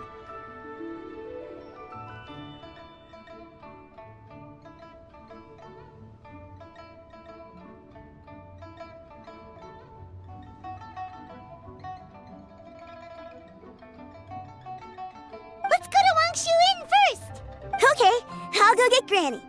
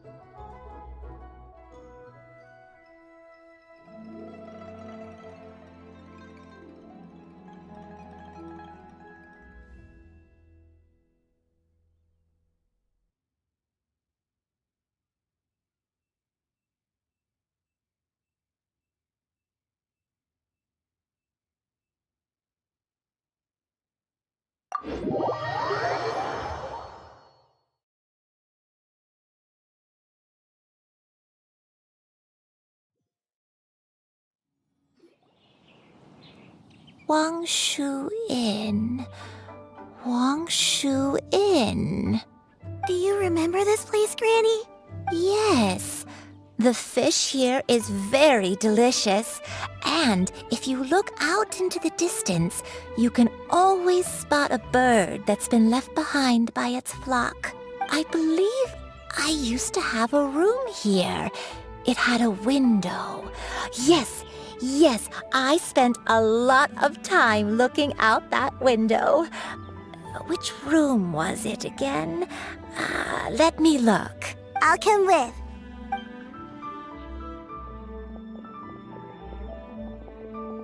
Hyman's still having some trouble understanding what she's talking about, but if she's so familiar with this place, that must mean she lived here, right? Wait, huh? Whoa!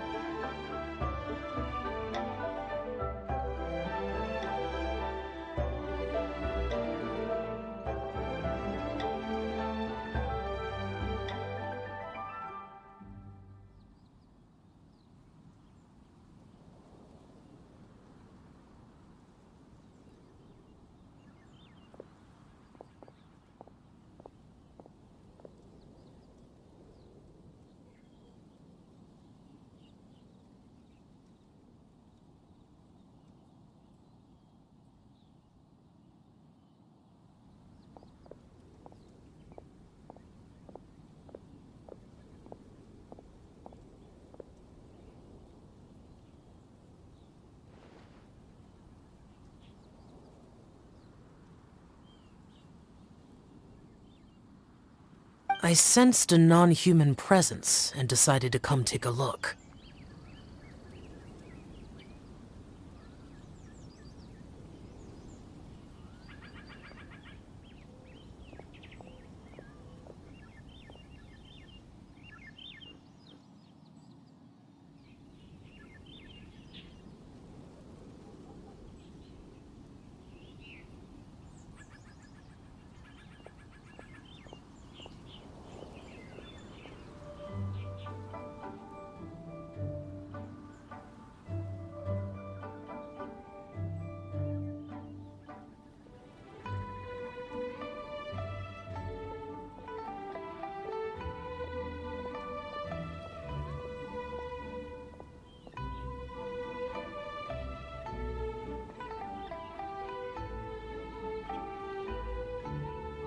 If you're here, then there's likely no trouble afoot.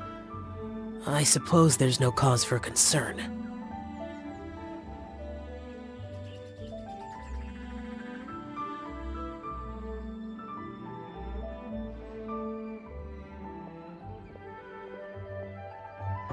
It's been a while, Cloud Retainer. I see you have returned to your previous form.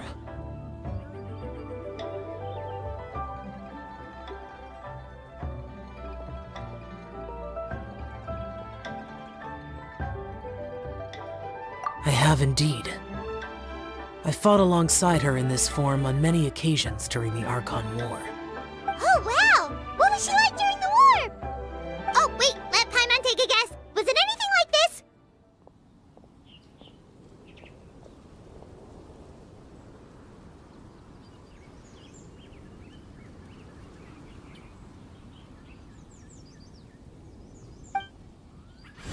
Behold, the glory of one's newest invention, the Bang Bang continuous fire mechanism. Hands up and surrender, or be prepared to face the full might of the Adepti.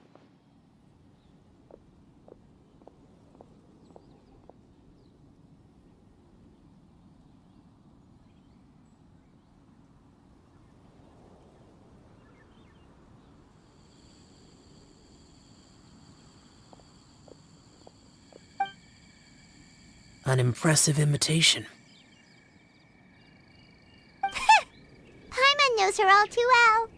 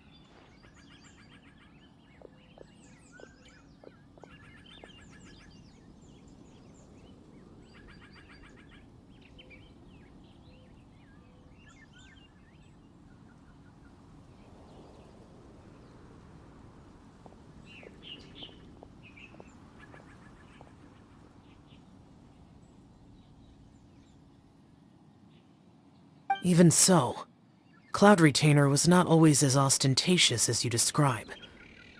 You may be unaware, but her talent with Adepti sigils is just as formidable as her skill in mechanics. The Archon War reached its peak after Guizhong's death. The Cloud Retainer who fought beside me in those devastating battles was taciturn and solemn, only speaking when she had to activate her sigils. A Cloud Retainer who barely talks? Paimon can't picture it. But what happened after that? If you were so powerful in your human form, why did you decide to take up your bird form again? Once one had bid farewell to the world of mortals, what use would one still have for such a shape?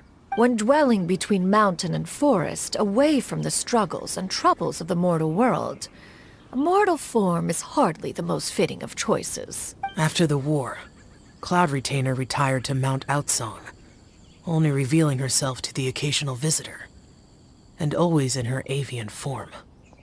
Although I do believe there was an occasion some 30-odd years ago when she decided to don her human form. I believe it was for the purpose of... One believes there is little need to relive bygone matters. Granny, are you okay? Back then, at this place, Perhaps this conversation should end here. I shall take my leave now.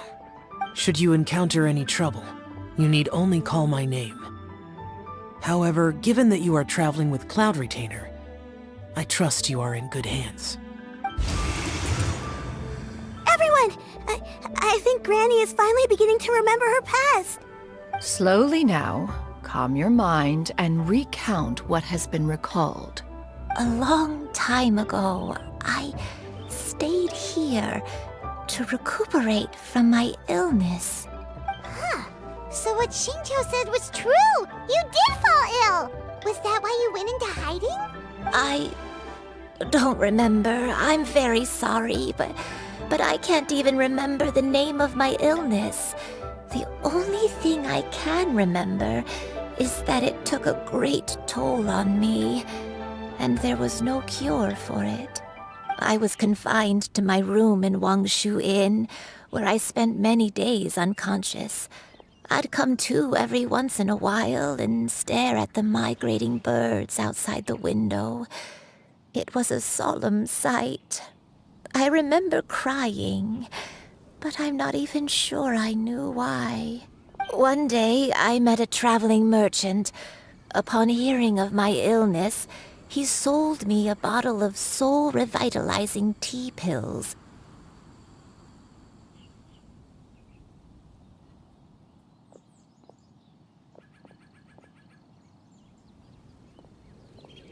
He told me that the pills were concocted using Adepti blood and could be used to alleviate my symptoms. Sure enough, I made a full recovery. My illness remained dormant for several decades after that.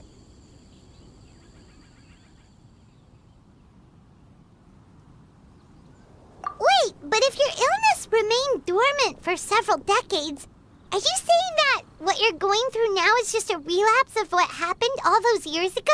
And it was all thanks to the pills that you managed to keep the symptoms in check? Paimon's brain kinda hurts. Do you remember anything else? I'm sorry, I don't. Oh, if only I wasn't so useless.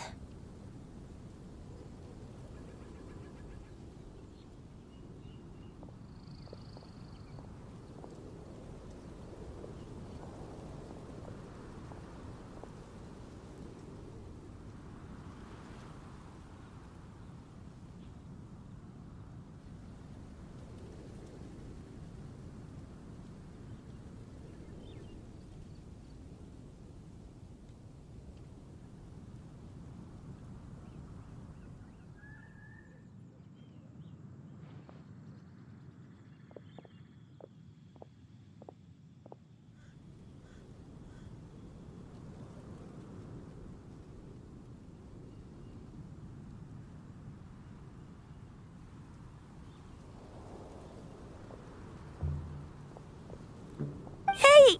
You're not useless! You've done so much for me. Watched me grow up. Raised me. How could you say that about yourself? Oh, fret not, dear child. Granny was just a bit frustrated. That's all. The recovery of a person's memories is a gradual process.